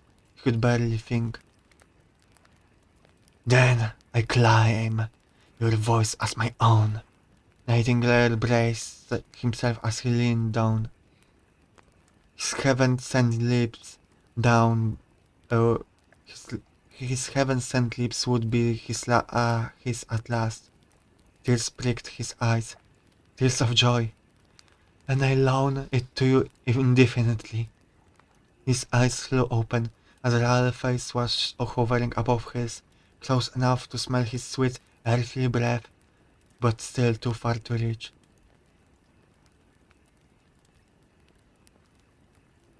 No, I don't need it. I have too much to say. You speak so much that the first time you were vaguely lost for words, I thought you were done forever. You know, when normal people stop talking, they take their turn listening instead. Wait, I have to figure out who's talking. Yeah, I think so.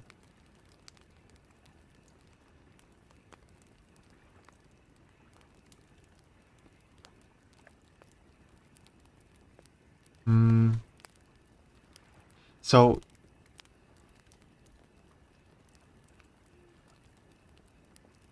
what? This is Azrael? Okay, we have to feel sorry for the break at the climax, but I have to identify the speakers. This is Azrael? Why? Well, I don't understand. Loan it to indefinitely?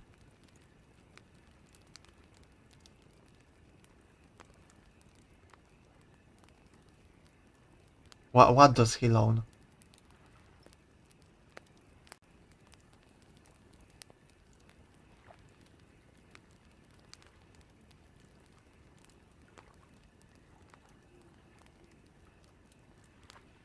Ah, okay. Hello, Articus. You're very late. You're late usually, recently, which is fine. Which is fine, but your social credit score is falling.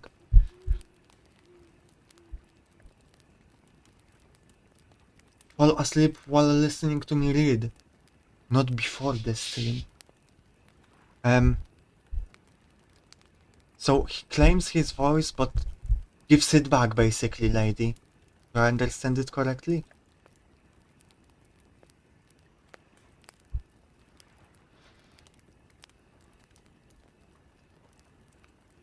Okay, that's why I got confused.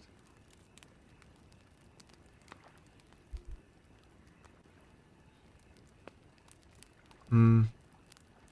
That, that's why, when there's a break in the sentence, personally, descriptions like that I would put in the same line, you know? So I know that like this is a continuation and not the new speaker. Just my thoughts. I understand if you have different style.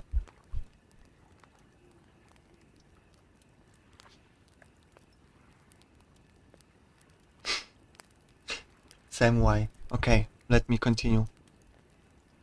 Then I claim your voice as my own. Loan it to you indefinitely.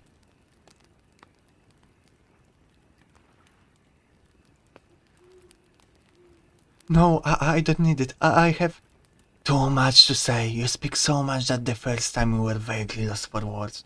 Thought you were done forever. You know, when normal people stop talking, they take their turn listening instead. I won't marry you if you don't take my voice. Then I suppose I'll have to cry myself to sleep.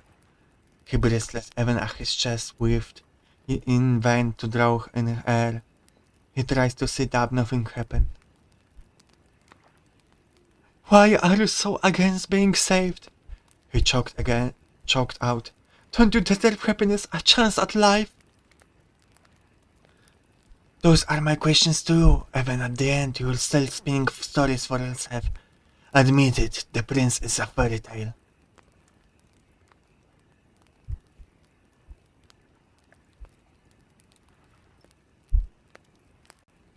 I love you even so. Defying the numbers, he reached out to cup his cheek. After two failed attempts, Azrael held his hand in place himself.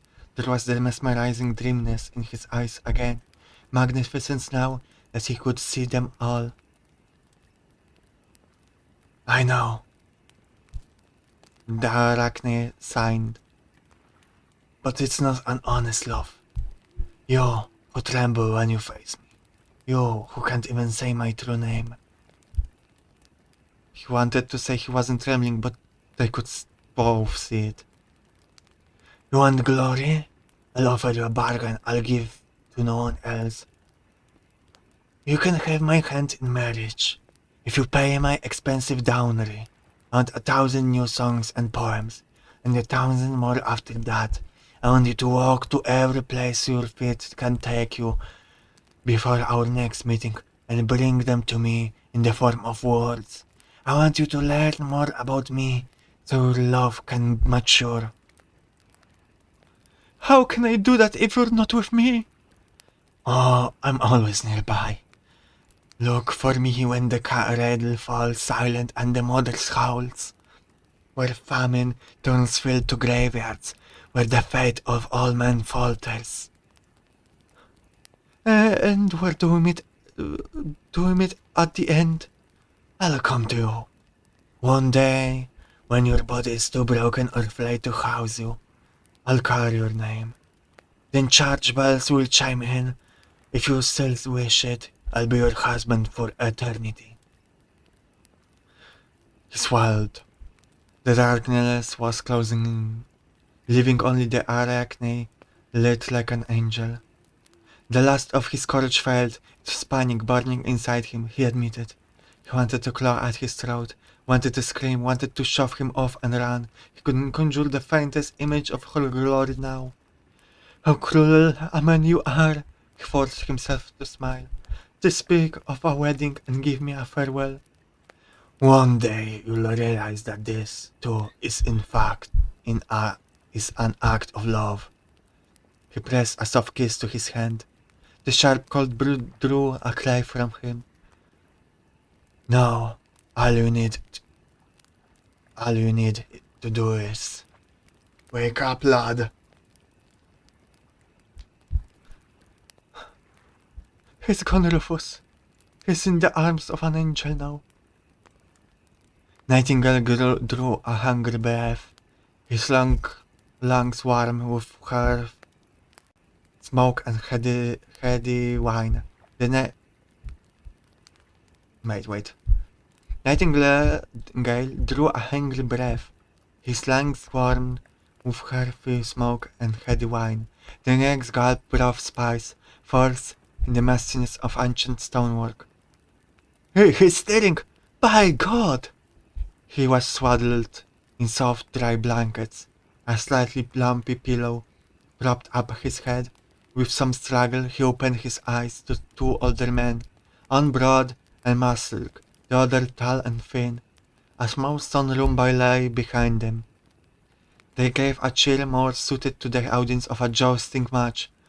Welcome back, lad! A miracle! Get him a drink! They helped him sit up and drink a cup of mulled wine. The cinnamon tingled on his tongue, the cheap sharp wine pouring life down his throat, sweeter than any lover's kiss. He gulped it down greedily. When he had to and was watered enough to speak, he hoarsely asked, Where am I? Reunited with the land of the living, the stocker man said with a grin. Rinford Media, the outpost in the snowlands. Kenneth and I were on the watch when he saw you jump headfirst into the frozen river. What were you thinking? I was going to swim across? Rose started. Swimming across in frozen water is something else altogether. The cold knocks the air out of you right away. Something wanted you to leave, young man, said Kenneth, leaning forwards with a wag of his finger. Because you were caught on a block of ice just under the water when we got to you. If you sank any further, or the current swept you away. Well, he spread his hands. It was now that Nightingale noticed his own sky-blue cloak dripping dry in the corner of the room. You didn't see a man? He asked. A sort of man by the name of Azrael. Rufus and Kenneth glanced at each other, their eyes gleaming with excitement. No one sees the angel of death but the dying lad. Looks like he said it's not your time. An angel. He took a deep breath of the burning firewood. Azrael had been no longer, nor a monster. He still vividly remembered the shine of his eyes, the sharp pain of his lips on his hand. He glanced down at it. There, on his left ring finger, was stained as black as ink injected to the skin. It was a ring. A simple unmissing band, perfectly joined, perfectly placed, where a centerpiece stone ought to be. There was an elegant silhouette, a masked spider. He smiled. Sweet death, there is a beauty in you. I'll prove it. Gentlemen, dear rescuers, you'll never believe the story I have to tell. And that's the end from Lady Moonpearl, her story. Man, that was awesome. Let me catch up with chat really quickly.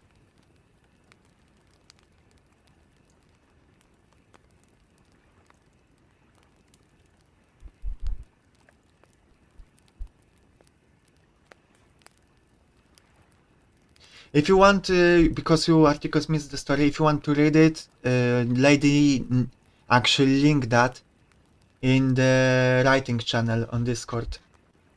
Let me give you this. Here's the name of the story.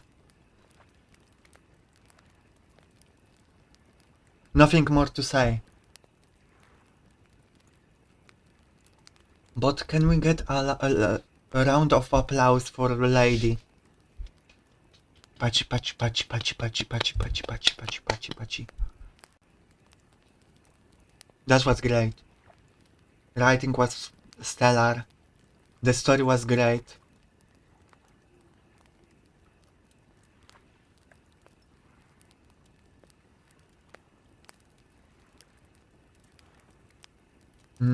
I see that you sent applause. Why? Sorry, I turned off the widgets. Now it should work. Sorry for that, but I appreciate it. Oh, by the way, I forgot. Yes.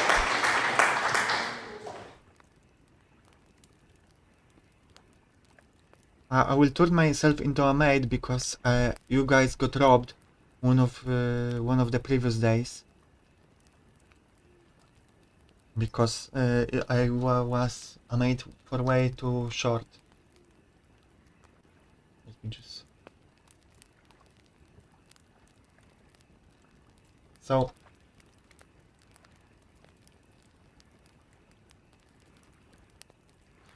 Yes. Not much feedback, lady. You already know about my problem sometimes with understanding who talks, but I think you yourself can come to conclusions what to fix if you anything you want to fix. But it was a great, very well written story. The plot twist that he was talking with death the whole time was great. I'm a bit disappointed that it was stated outright that it was death, lady, because when he woke up, I was like, oh my god, or before, like, in their last conversation, I was, oh my god, it's death. But I didn't say it because I didn't want to interrupt reading. So I was...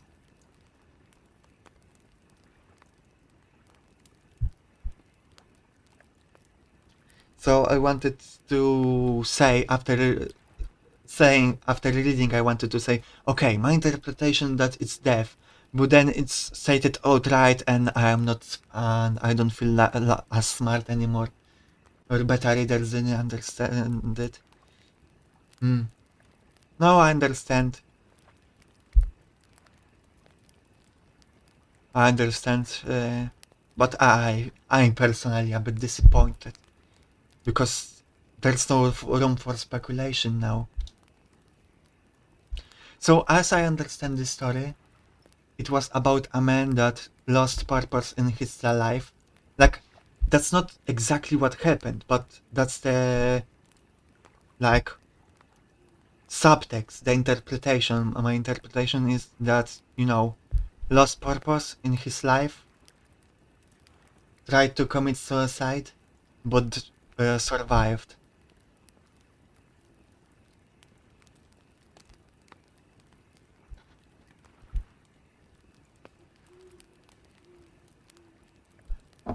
But it's also great because of that. Because there's more to the story. It's not just kinda a romance. It's also the story with some deeper meaning. So I think, yeah, lady, it's a great work. I think, you published it. I think this is criminal. 400 readers. I think you could send it to like a magazine.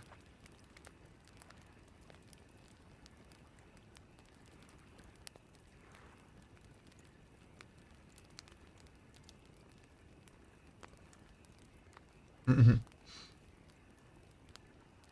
How long have I been streaming? Mm, for a bit over 2 hours.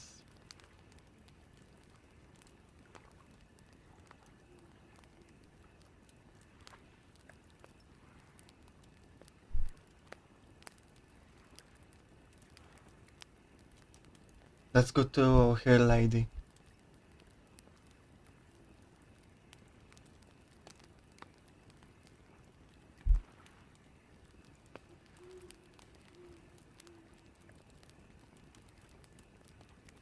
Mm. Painter says, man, that was so goddamn good. If God didn't make me Romanian, I would want to be like lady. A good story writer. I didn't think being Romanian is stopping you, Painter.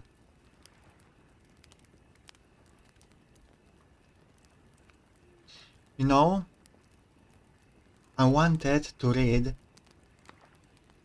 I have still some stories I could read, but before that, I think I would like to read one of my first drafts to you guys that I didn't write for a long time now. I was just in the mood to write, and I started writing. So let me find it.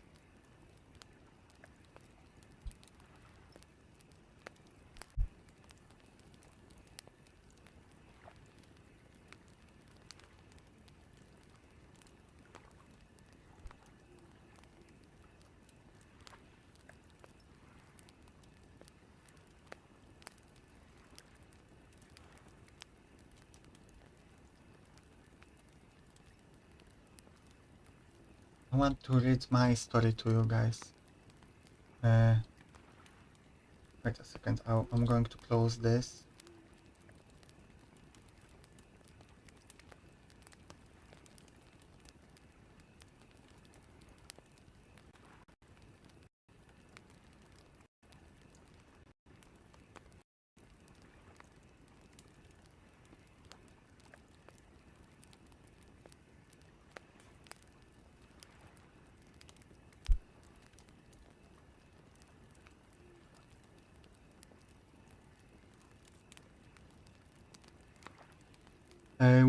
Which will be interesting for me because I have not read that story in like a long time.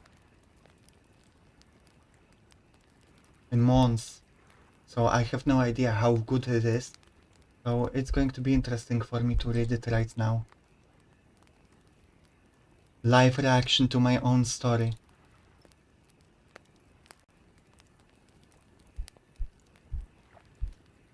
Let me just...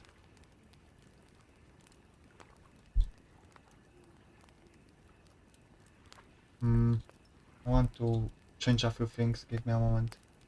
Not with the story, but with the formatting.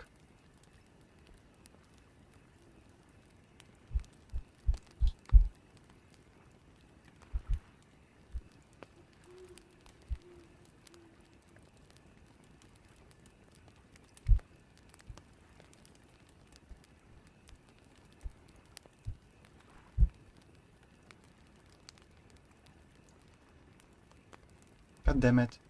I cannot. I'm struggling a little bit, give me a moment.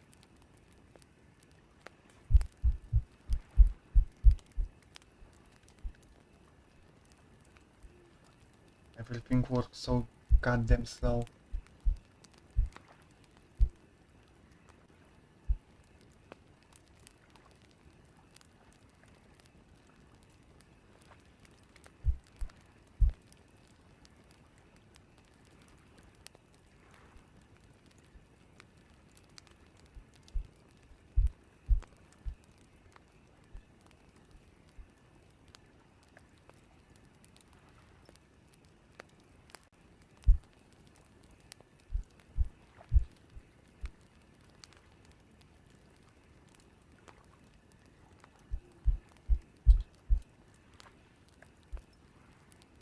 Alright.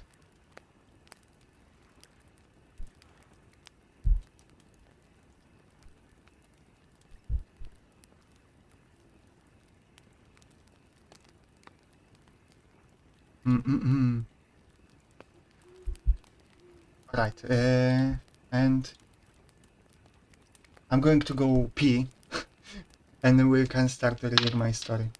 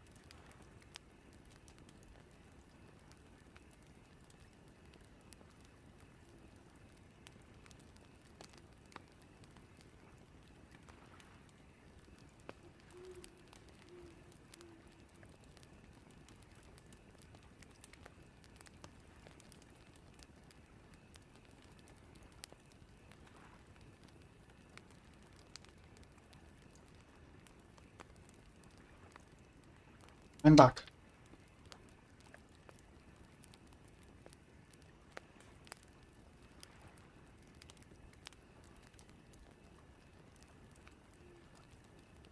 What the fuck are you?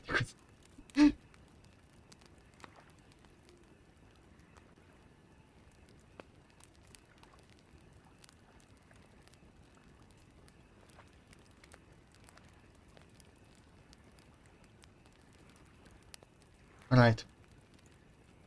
Are you guys ready to see my story? I will enlarge it a little bit.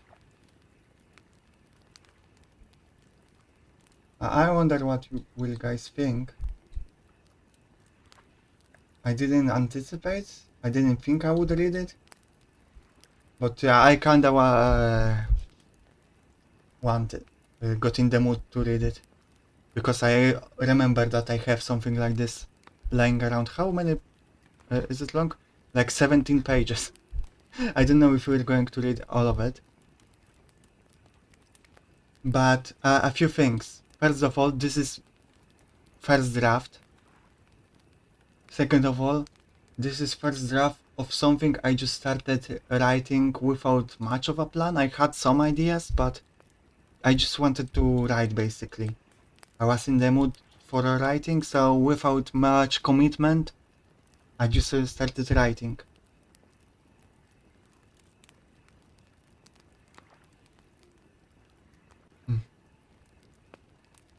A touching story?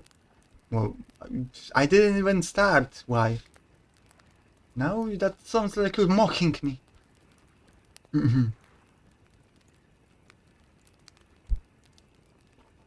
Okay. I'm I'm stalling to read it because I'm afraid of what I wrote. I don't remember it exactly.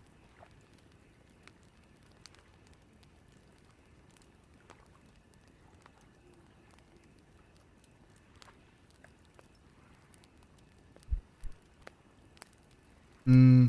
Are you guys like in the past? Is there a massive delay on YouTube or something? Pay attention to your YouTube bar if you're catched up with me, because sometimes your responses seem delayed.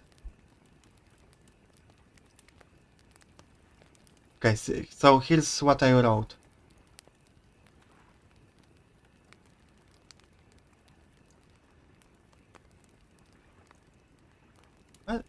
Wait, I'm trying to read my story, but I'm just getting confused by YouTube chat. Maybe okay, I'm not paying attention to YouTube chat. The working title is Layered City, but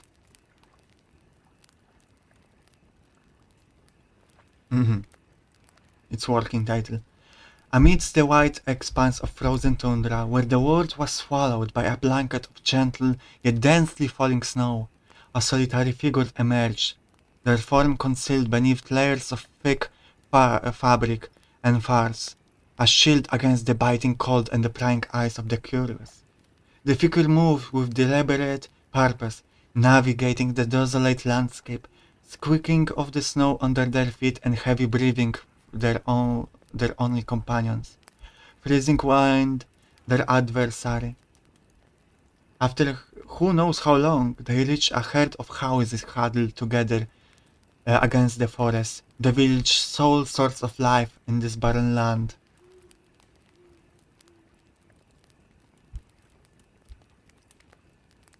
Upon approaching, the traveler hesitated at the village entrance, eyeing the tragedy that had befallen this place. Burned remnants of buildings lay at the village's edge, their charred outlines fading beneath the accumulating snow. No smoke rose from the empty ruins. After a moment of contemplation, they pressed forward. The fire that had ravaged the village had long since died, leaving behind a chilling quietude. With methodical precision, the figure continued their advance cautiously, avoiding possible detection. The village, once vibrant and teeming with life, now lay eerily still. There was no sound, no movement. Even the wind ceased tormenting the traveler and seemed to hold its breath, as if scared to make a noise. The first building near the entrance were mere skeletons, ravaged entirely by flames. Deeper within the village, the destruction waned, revealing only traces of the fiery calamity that had struck. Different types of damage took its place. Scratches marred the surface, stalls were overturned, doors and windows shattered. Furniture lay scattered outside houses, sign of a violent raid. Hmm? I believe they were raided shortly before a storm. They spoke calmly. I cannot edit. Hmm? I believe they were raided shortly before a snowstorm. They spoke calmly with a soothing voice. Raiders attempted to burn the village, but a strong wind must have stopped the spread of the fire, so they finished the job manually. I don't know where the bodies are. Their lag is worrying. They concluded, indeed clear sight of a fight, or rather a slaughter, were everywhere. When some blood stains on the exterior walls, but not a single blood was left. Not a single body was left.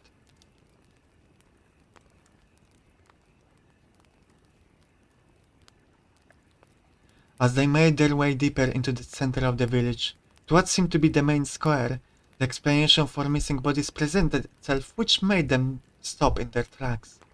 Neatly lined in rows were the lifeless bodies of the villagers, their their eyes forever closed, faces contorted in eternal anguish. It was a grim sight, yet not as horrifying as the figure had anticipated. The count was around 20, a stark contrast to the village size which could house well over 100. But what struck the observer more than the number was the meticulous organization of the corpses. Someone, or something, had taken the time to arrange them in the orderly manner. The figure's eyes darted around cautiously, scanning the surroundings for any signs of movement or life. The silence pressed in, broken only by the strained breath of the traveler. Large footprints scarred the pristine snow around the bodies, slowly being devoured by the relentless snowfall. But Feelgood ignored them for now. Their focus was fixed on the corpses, a treasure trove of information waiting to be unraveled. They had to take this opportunity to examine them while the culprit was away. You see, kneeling beside the fallen, their now ungloved hands moved with practiced grace, inspecting wounds and assessing the grisly aftermath. They knew time was of the essence.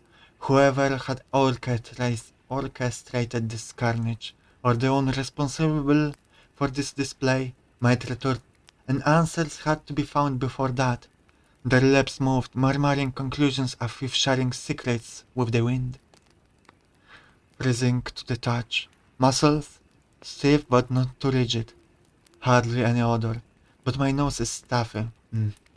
Skin is waxy and pale, starting to peel in some areas, particularly in extremities.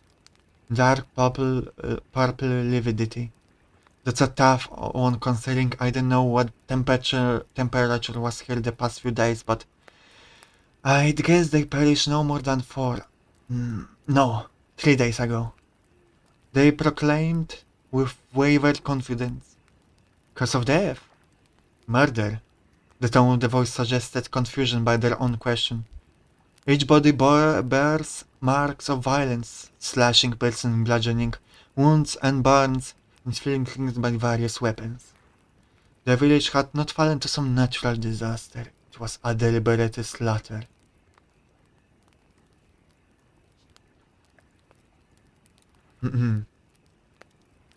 I will stop here. Is YouTube chat paying attention? All the messages I'm reading feel out of context in the YouTube chat. I'm not sure how to interpret it.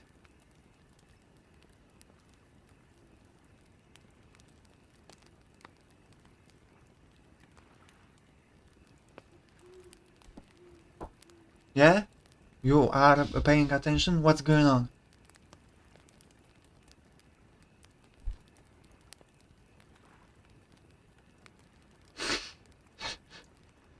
I will always caught you in a lie. What's going on in the story?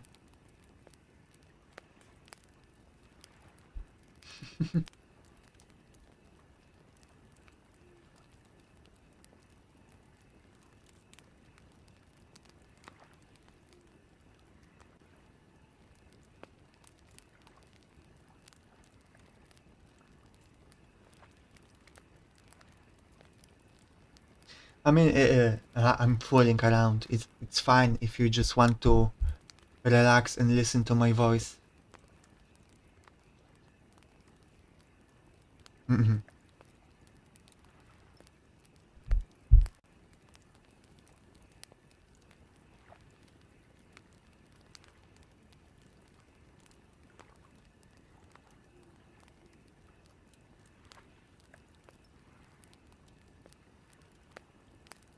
I wonder if Lady is still here.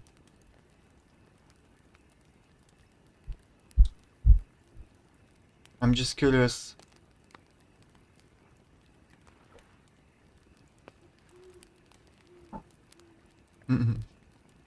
I will continue for now. They were about to say something more, but wounds of one of the bodies cut their eye. The figure got closer. Okay, thank you, lady.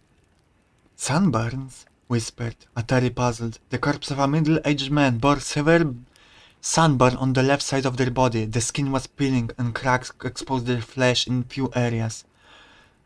Blood coagulated in the middle of the escape, oozing from every exit it could find.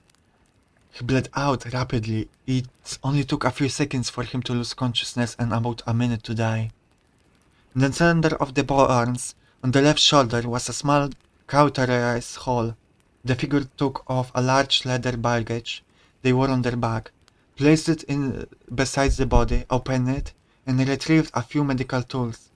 They wielded the forceps against the resistance of the stiffened muscle. Finally, wrenching something free after a minute-long struggle, a small cracked orb, no bigger than a pea, shined faintly with a blue hue in the sunless day. "That's what I suspected," said with a worried tone, and continued their lecture to the wind. "This weapon sends a shockwave through your body, obliterating it utterly, even if it hits with a normally non-lethal spot. Magic bullshit again," added, clenching their fist. "Only one country produces this weapon, but it's weird. Each shot from it demands a king's ransom to produce. Why would they use it on a commoner?"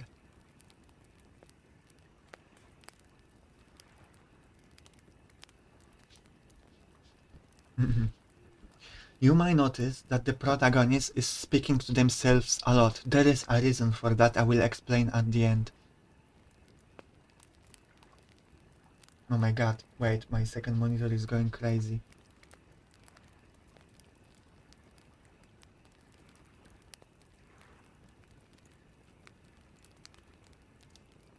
Oh my god. It's going to explode. Oh no. Okay, I think my monitor has died or something. Let me move a few things over to this.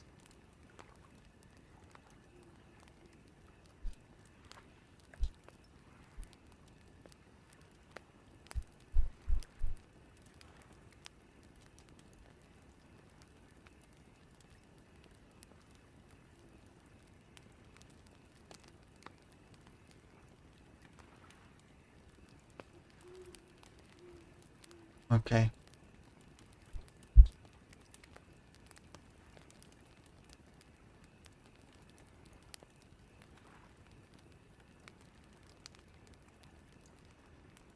I have to rearrange a few things because my second monitor kind of died.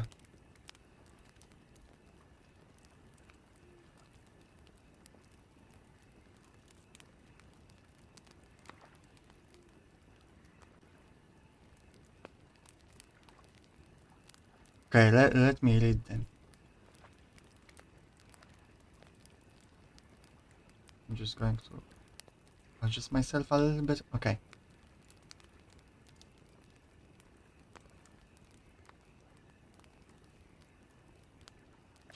Why would I use all this on the commoner? Amid their deductions, the figure's senses sparked like a lit fuse. In a blur of motion, they sprang forward, instinct guiding their movements. They rolled on the ground, snow flying in all directions, and with swift, practiced motion stood up, clutching something behind their back. The attack whizzed past just inches away, a mere whisper against their skin. It was a close call, but the figure's skin perception had saved them. They had detected the attack by the shadow it cast as the attacker fell, landing precisely in the spot they had occupied a second before, the bang echoing with a loud thud.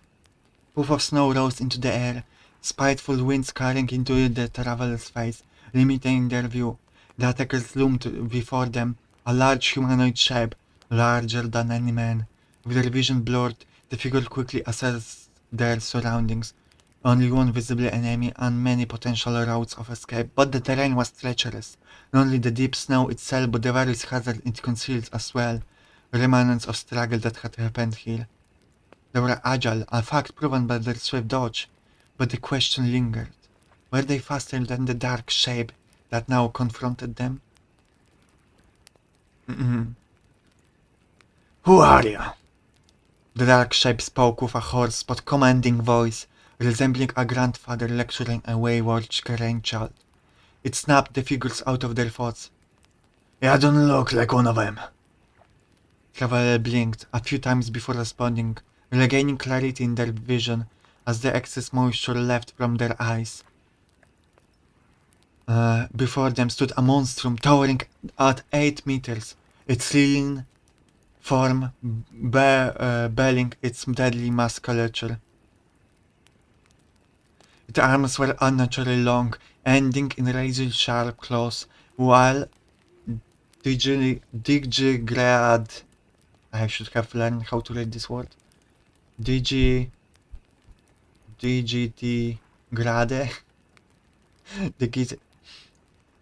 Okay. Okay. I'm not following my file. I'm not going to read it. Digitigrade.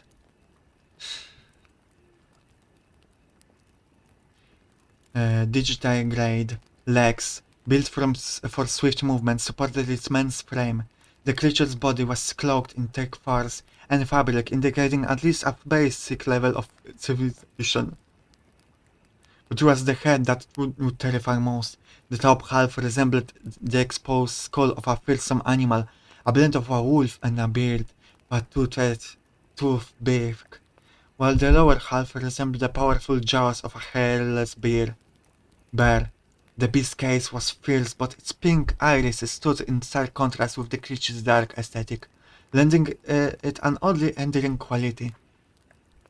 "I'm just a traveler." The frigid air hung heavy with tension. Their words seemingly casual despite the precariousness of their situation. "What are you doing here?" The monster continued the interrogation without giving the human time to think. "Traveling." They responded seemingly on instinct, with a sarcastic tone, but the monster saw regret forming in their eyes, the only part of the body they could see, before they even finished saying it. I'm starting to struggle with reading. I mean, I was looking for a place to rest." "What are you hiding behind your back?" "A weapon." "Honest, are we? Why don't you draw it?" I would rather not escalate. Human's eyes, as if feeling it's not going to it's not going well for them, start darting around again before stopping on the baggage they were carrying. Near the legs of the monster, it looks like a big suitcase, wide open, revealing a myriad of compartments, pockets and drawers filled with what seemed to be medical supplies and tools. The sheer volume of its items stashed within defied the monster's comprehension. "Are you a healer?" "That's right." "What were you doing with the bodies?" Their tongue hardened and eyes narrow. Answer to the following questions will be crucial. "Examining them, I was trying to determine what happened here and to them." "Do you know who done this?" Creature points at the bodies. The doctor sighed, sealing themselves to answer. "Yes, I deduced it from the wounds." Gesture with the hand towards the man they examined. "Have you seen him on the way here?" "No, not at all in days. I swear I have no affiliation with the Lumen either." "Who are you talking to?" Human fell silent for a second, cough off guard. To myself." "Do you always talk to yourself, creeping around, touching the bed?" Yes, it helps me focus, and it's embarrassing when people hear me do it, so let's drop the topic." Their voice cracks and avert their eyes, Jenny looking bashful. Wait a second.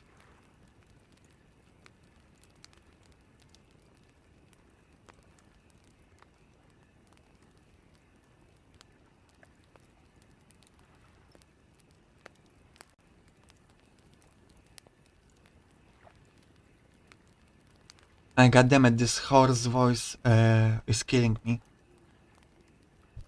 I'm having trouble reading my own prose. Out loud. Which means that probably it's not the best.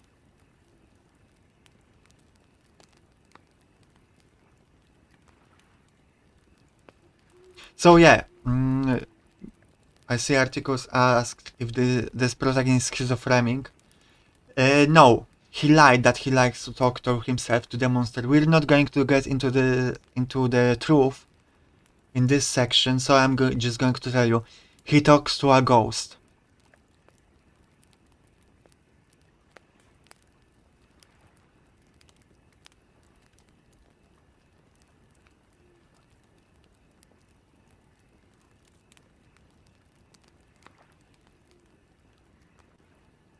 Mhm.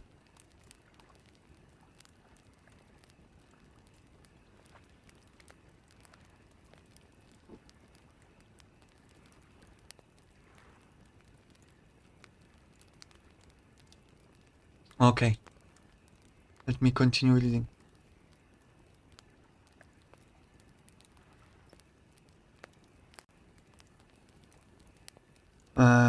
Silence stretched, taut as a drawn bowstring, both locked in a silent battle of wills. The monstrous creature, pink irises glared intensely, probing the depths of the human soul, seeking the truth hidden beneath the layers of evasion and half-truths. Then, unexpectedly, a hearty, rambling chuckle reverberated from the monstrum throat, shattering the tension like fragile glass. You're a weird one, ain't ya? The monstrum chortled, its voice surprisingly warm, considering the circumstances. The human relaxed, moved their hand away from the weapon, and stood puzzled by the monstrum's sudden change of attitude. You're better off living, for your own sake. All who done this still be patrolling the area. I'm surprised you ain't seen any, and they ain't seen ya. You must be lucky. That may be so. Anyway, you always attack the first and ask questions later. They still try to make sense of the situation. I weren't about to kill you. I was just about to grab you. Folk tend to run away from me as first response, believe it or not. Indeed, hard to believe. They responded with clear sarcasm absent-mindedly, their eyes aimed at the medical supplies, still hesitant to get closer. Right! The monster followed with enthusiasm, either not recognizing or ignoring the sarcasm. But that's enough chatter. They jumped back a few meters, distancing themselves from the suitcase. Go on, fetch your stuff. I can tell you, you'd never escape without your treasure. Thanks. They approached the treasure and started putting back all the things they had taken out during the examination of the bodies. But I'm afraid I can't leave yet. I wasn't lying when I said I'm looking for a place to rest. I'm exhausted and running out of supplies. It's getting late too. If it's fine with you, I will scavenge and find a place to sleep here. Having finished packing, they stood up, ready to look around, waiting for a response only out of politeness. Well, even if you decline, it's not like I have any other choice, whispered to themselves, not very quietly. The monstrum observed, eyes flickering up and down the wary human, assessing them again without the tension of a brewing fight. The tension that had once coiled between them had dissipated, replaced by a wary understanding. The creature's features, constrained by the rigid contours of its beastly visage, contorted in what seemed to be an attempt at smile. The sight was a strange and unsettling blend of menace and warmth, a gesture that spoke of acceptance. Then why don't you come over for a tea? Okay, I will stop for now.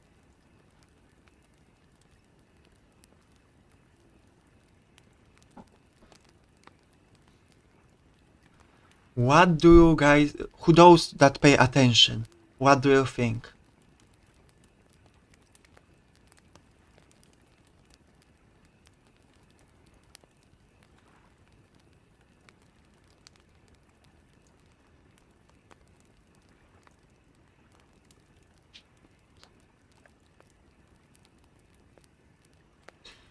Okay, Shoel. I cannot... Okay, can I?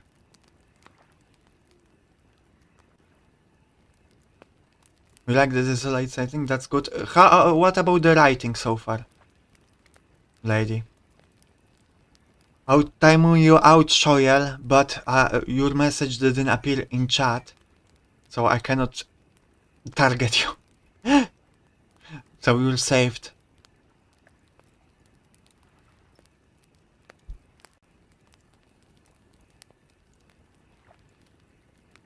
The writing is for sure clunky in some places. Might be too verbose, even.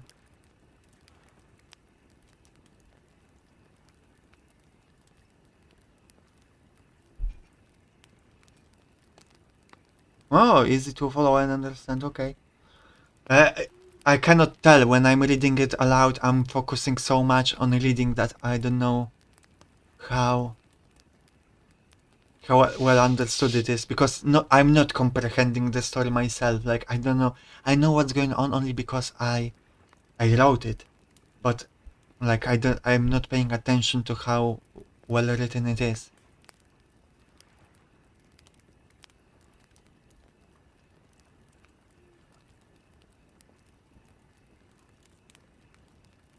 Okay, now your message appeared. Okay, now I can. Thank you, Shoyel. Now I can time you out for 5 minutes. Thank you for cooperating. I just had to bonk you, Shoyel, because your every first message in every one of my streams is just unhingedness. That's not how you say hi.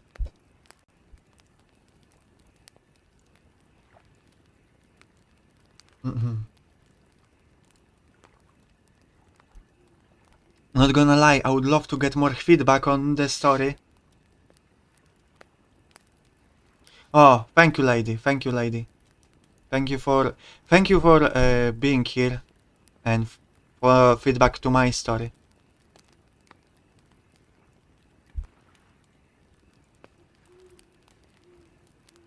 Now the last person that paid attention to my reading left.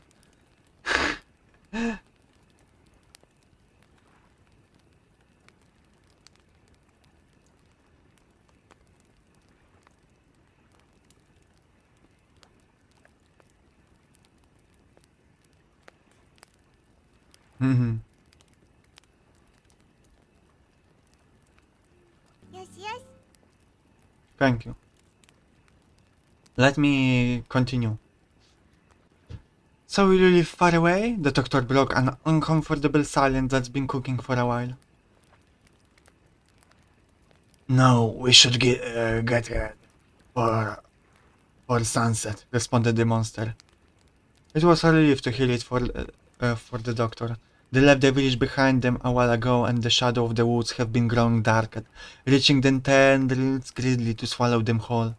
The already frigid air gained strength as well.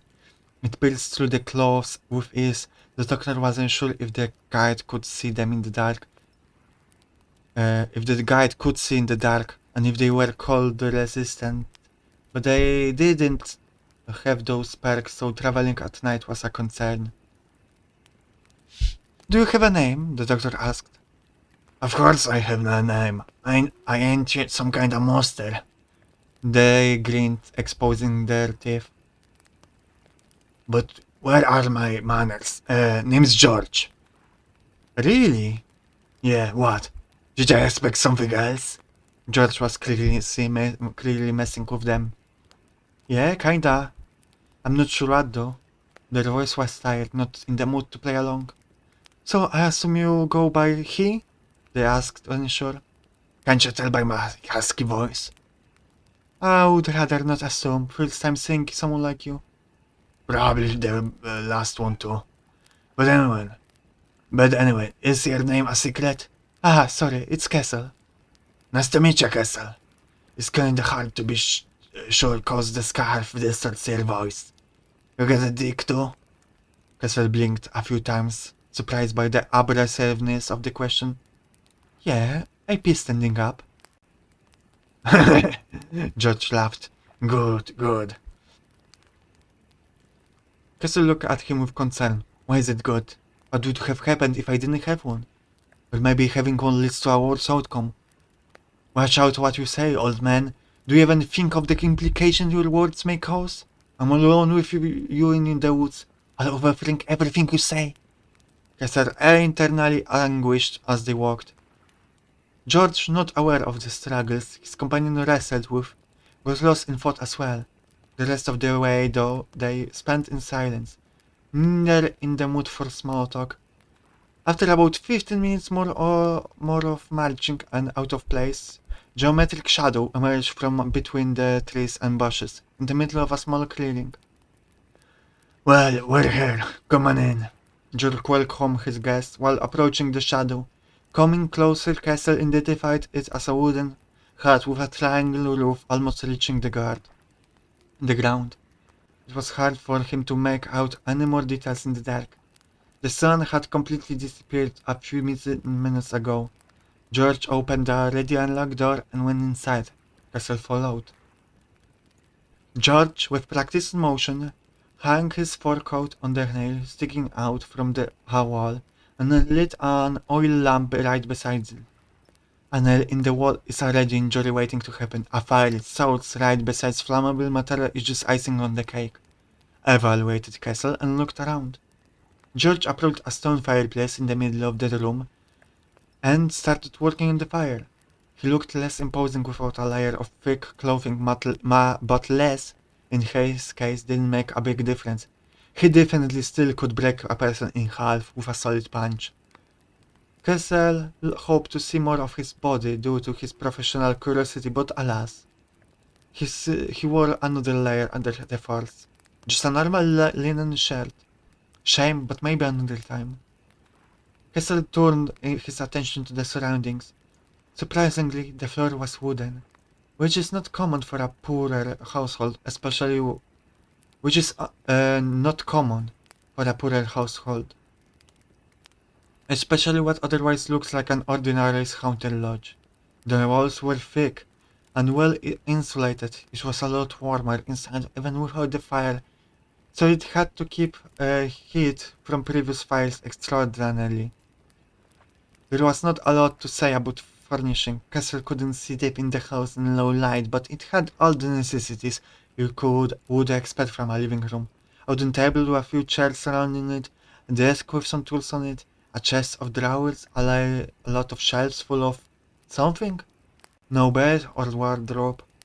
It had to be in another room, but Castle focused his eyes on the shelves and only now they got focused to the lightning enough to see it. They were full of porcelain animals, hundreds of them, of various styles and quality. It's a collection worthy of our rich people in big cities. What are you doing standing around? Take your coat off and sit. Need an invitation? George interrupted his thoughts as he finished the fire. Castle obediently followed his instructions.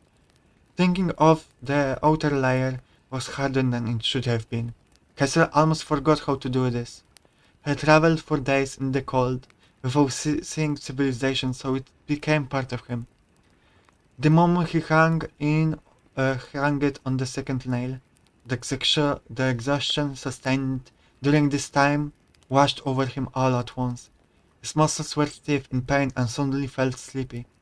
As he sat, he did some light stretches to let the blood flow and warm up.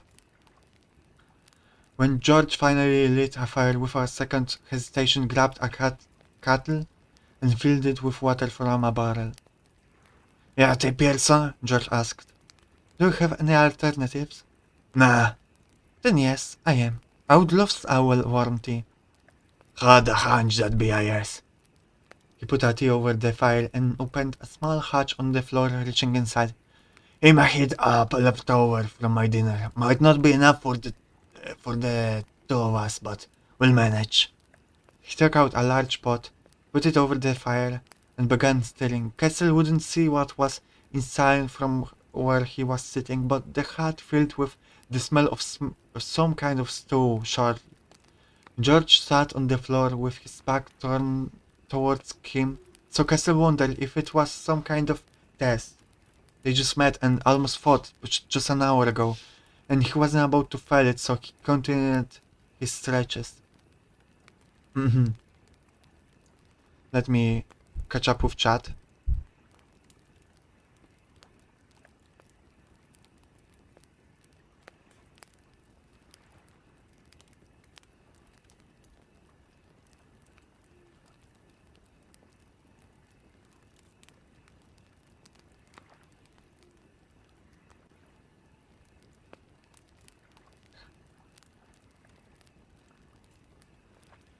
Okay, nothing in chat.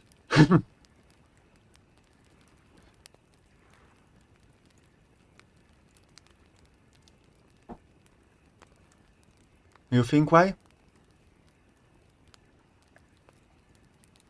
Well, it's noir, at least.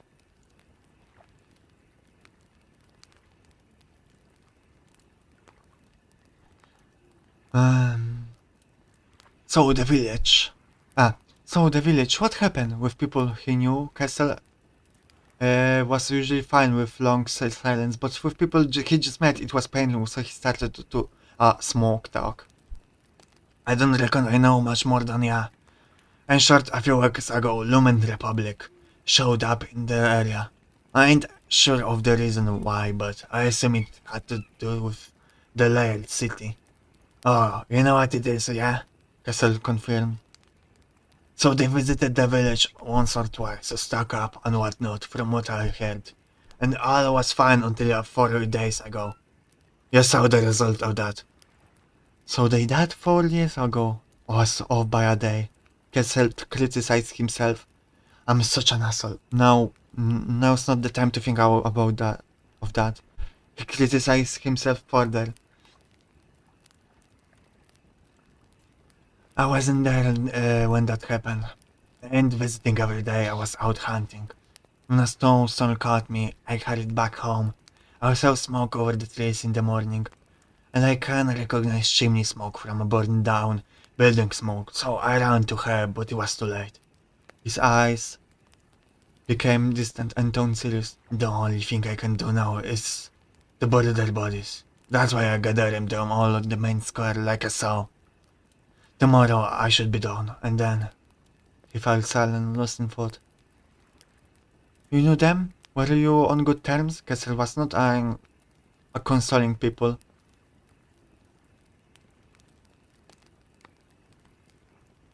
I think Kessel was not good at consoling people, but he put his best sympathetic voice he could.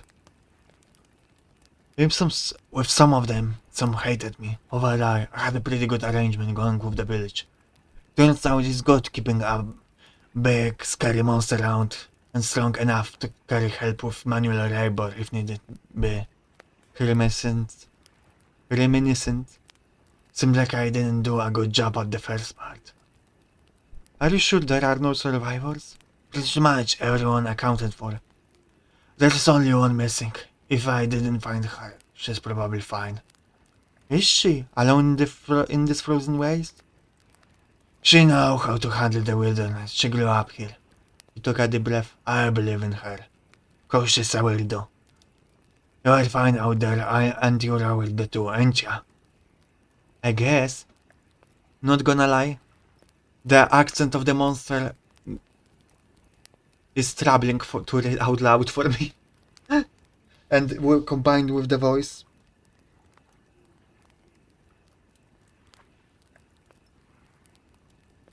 Don't worry, Poppy, don't worry. I'm fine. If someone is busy, it's fine. It's not mandatory to chat. When I say nothing in chat, just, I comment on the factual. I mean, there is something in chat, but nothing for me to read.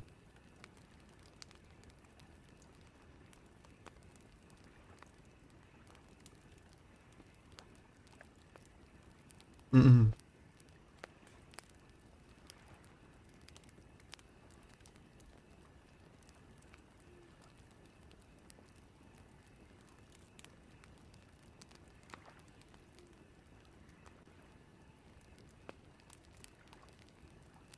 I guess. He decided not to press the further. George either knew what he was talking about or he really needed that little bit of hope. The cattle whistled as if to break the somber atmosphere. "The tea is ready!" Like on a turn of a lever, George changed his mood, poured 2 cups, and turned around to give Kessel his. Kessel took it but noticed that George was staring, eyes wide. "Are you a woman, after all?" he asked, confused. This is the first time he took a good look at Kessel since they were inside. "No, I'm a man," he assured with stoicism. "Well, with that face, you could be one." "I'll take that as a compliment, thank you." He smirked. "Your clothes too, rather feminine." "Clothes are clothes, like I like him." George laughed. "Like I said, you're a weirdo too." There was no malice in his words. Kessel already came to understand that for George, being weird is a positive quality. "You'll want to talk. Ever looked in the mirror?" "No." He faked seriousness. "What? Do I got something on my face?" "Oh no, it's perfectly fine. I just meant your porcelain animal collection." "Oi! It's with me and you. Don't bring my children into this." He sounds almost tearful. George turned out to be surprisingly a good actor. Kessel couldn't hold it in and just laughed.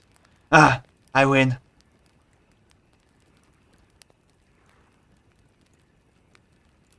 "Ah, I win." Was that a competition? "I won, sir. I guess it was." Convenient. They both laughed some more and sipped the tea, and the tension remaining between them evaporated. The stew reminded itself by boiling. George put a pot on the plate and handed it to Kessel, grabbed the pot by the handle and ate from that. It looked like a standard venison stew with some vegetables. Kessel was about to dig in, but hesitated. "What? Would I poisoned it or something?" "No, that's it. That's not it," reassured him. "I just thought that maybe you just spice it with something that is not poisonous to you, but maybe it would be to me." He frowned upon hearing his words. "So yes, actually, a worry will poison me." George chuckled again. He liked to laugh a lot.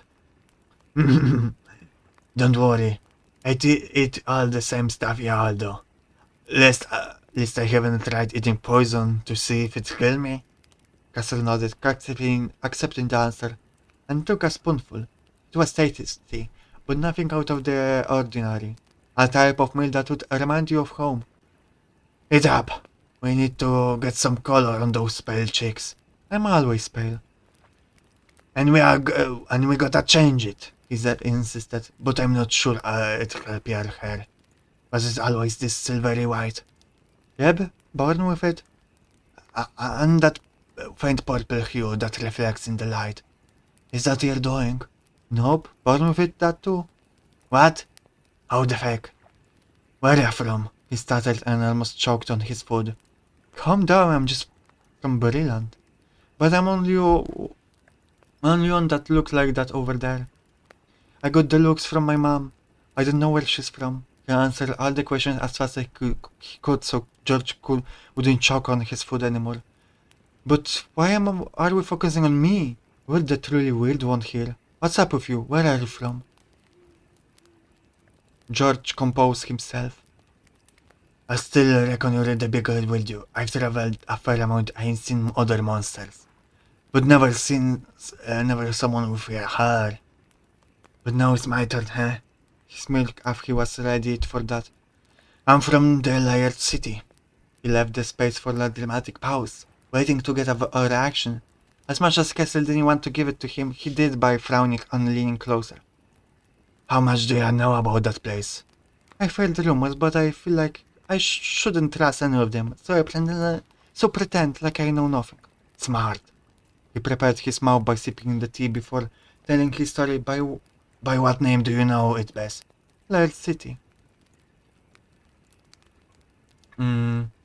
Okay, we're approaching the end of what I wrote. "It seems to be the most common one. I've heard people call it everything. Endless City, Tower to Heaven, Entrance to Hell. In the village they used to call it Origin." Out of anyone, they live the closest to it, so maybe this name is the closest to the truth. He lingered on that thought before continuing. Regardless of whether you live close by or not, everyone heard something about it. It's the largest structure and biggest mystery in the world after all. The problem is that the further away from it people are, the further away from the reality their knowledge is. Accounts differ on how it looks, its shape, and even its location in the world. You'll get to only the truth from me. It's closed, right over the border of the word scar. Some say it's even older than the scar itself, but because it's in the scar, the journey itself kills most. How far into the word scar is it? He pondered for a moment. Wait a second.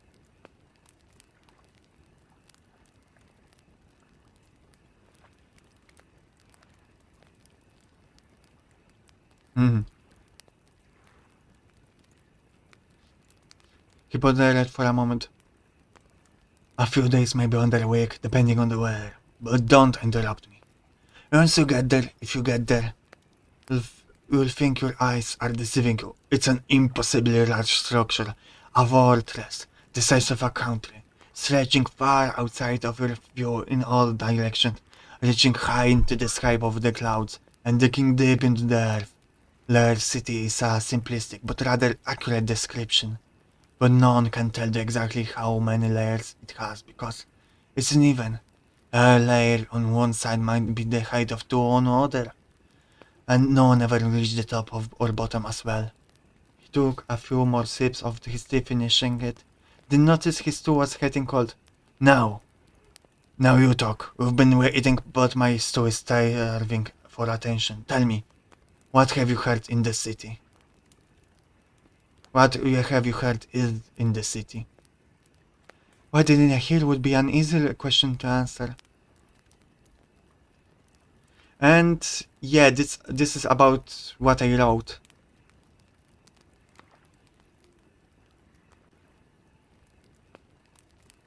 Oh my god, Lucky Ship is here. Okay, let me catch up in chat.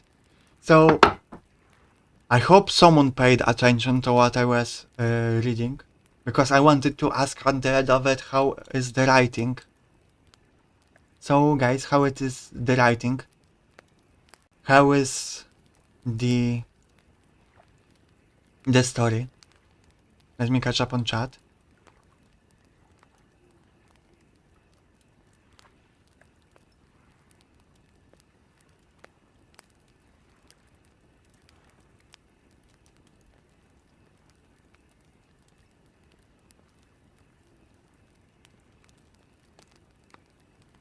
Thank you, Poppy, for saying my voice is relaxing. I have this writing project about the great dictator reborn. It's about silly mustache man. No! No!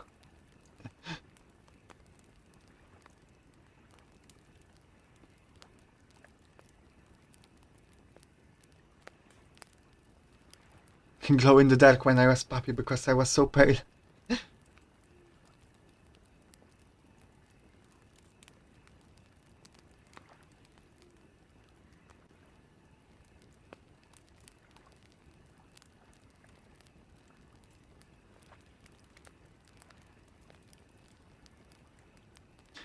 What's the point of two accounts articles? It was easy to understand and the vibe is very good overall. Thank you. 8 out of and a half out of 10. That's a high rating. I know that I didn't do the best thing about reading because one, I'm ready, my voice is getting tired, and the voice of the monster was pretty hard to do with the accent.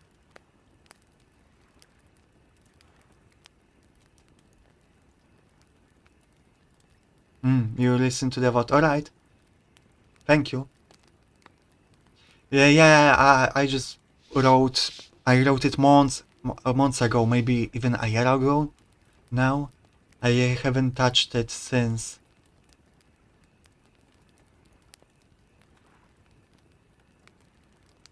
So it's first draft that I started writing just because I was in the mood of writing. But to those that attend my world building stream, pierdol się. Why? Here you go.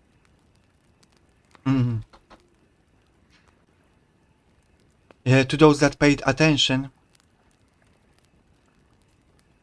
No, I speak Polish because I learned Polish as the first language while connecting to the internet from my other world. Hello, the Night of Chaos. Welcome to the stream. How are you doing? To those that are watching my world building streams.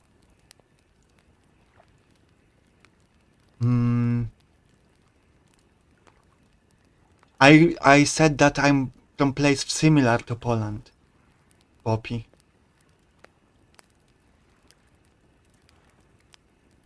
But I want to say those that pay attention and watch my world building streams recognize the name of layered city and world scar world scar or scar of the world.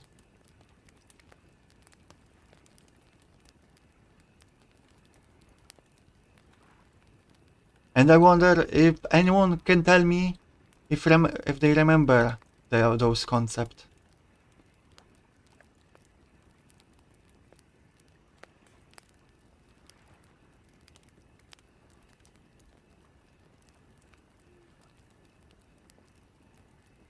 Is there Germany or Austria similar? Yeah, sure. Everything is. I'd say that Lumen Empire that is here in the story would be similar to Germany the most, probably. Haven't decided yet.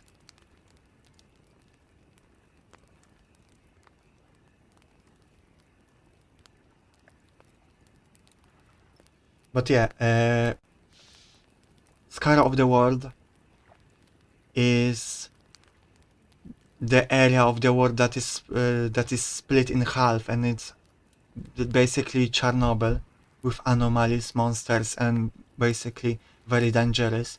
And within the word Scar is layered city.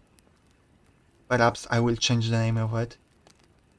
That's how the description is here. It's an impossible city with impossible structure, the size of a small country, with layers upon layers built upon each other, because I love big cities, mega structures. But it's impossible to map it because it changes a little bit with time. It reaches the sky far above the clouds and deep below the ground. It's a place that everyone wants to explore from adventurers.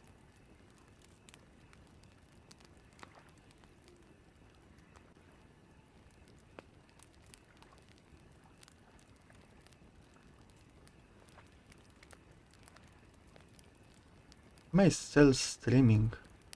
I'm having some trouble here. Will refresh my browser.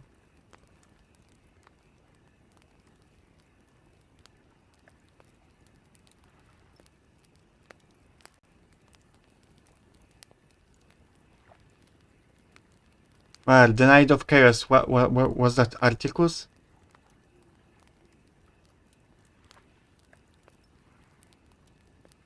I can't believe I've fallen for another fake viewer.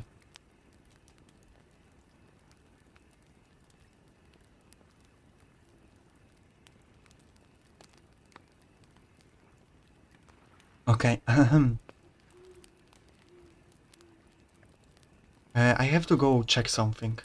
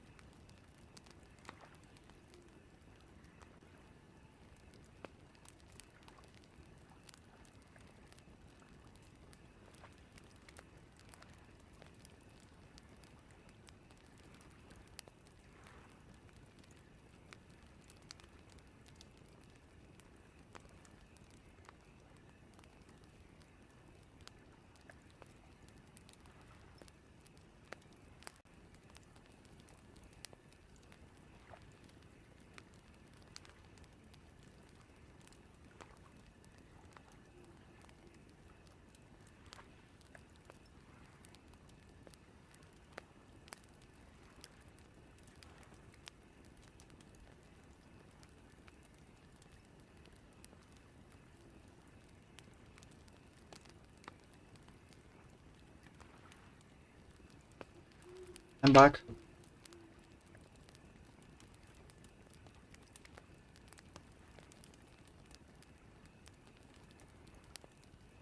Hmm.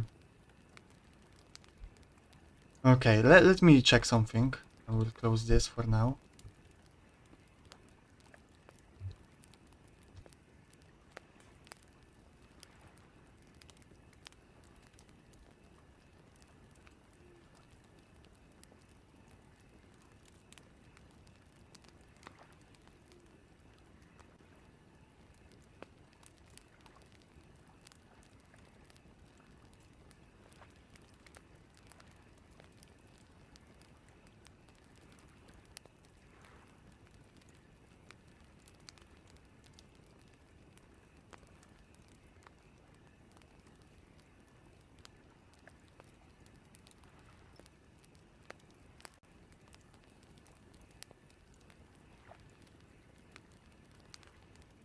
Um,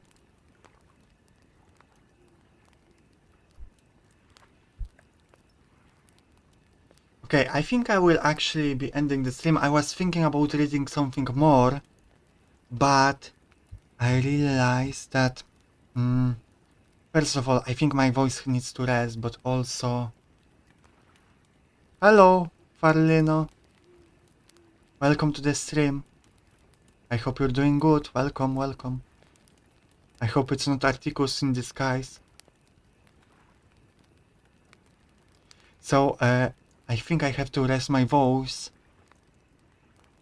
more.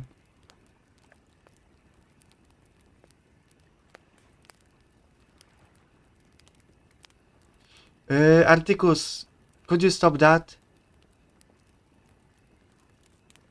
That's my personal request to you. Don't do it anymore because that will just make me suspicious of every new viewer. You know, that doesn't feel good.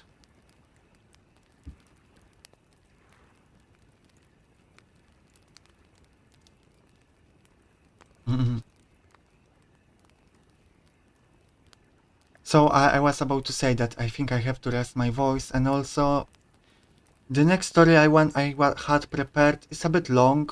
It's a shame to end it after first chapter because first chapter is short. But I will give you a preview. Read the title.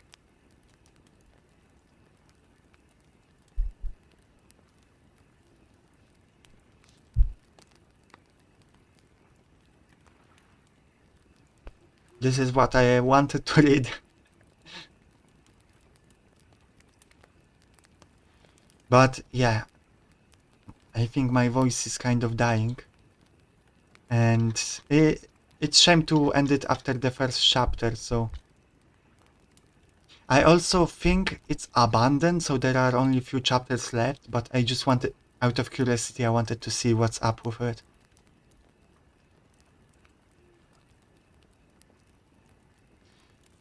You know, we can always do more reading streams. I will probably do more reading streams in the future, so don't worry about that.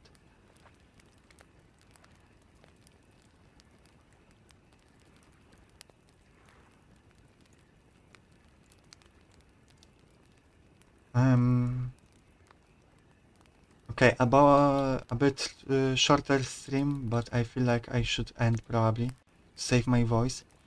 Tomorrow will be the last stream.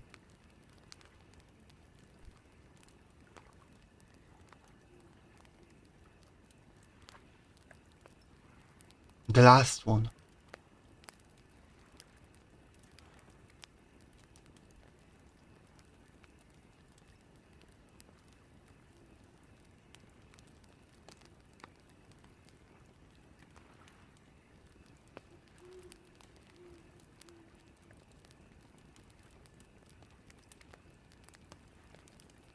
Well, that's not the reaction I want to see.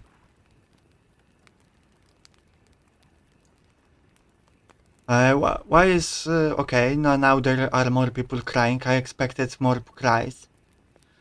So yeah, tomorrow is the last stream for like 2 weeks. Probably last stream this month. But maybe I will return on the 29th or 30th. So stay alive until then. But yeah, tomorrow. But it's tomorrow. Just come tomorrow stream. We're going to. Yes. Thank you, Poppy. Tomorrow will just be going to be an art stream.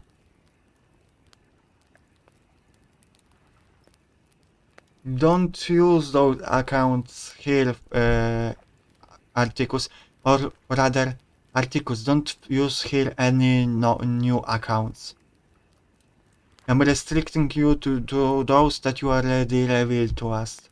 Alright?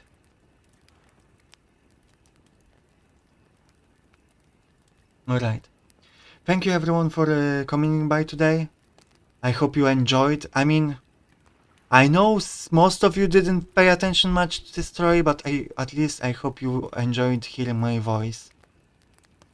And see you tomorrow. Bye bye. Mwah, mwah, mwah, mwah, mwah, mwah, mwah.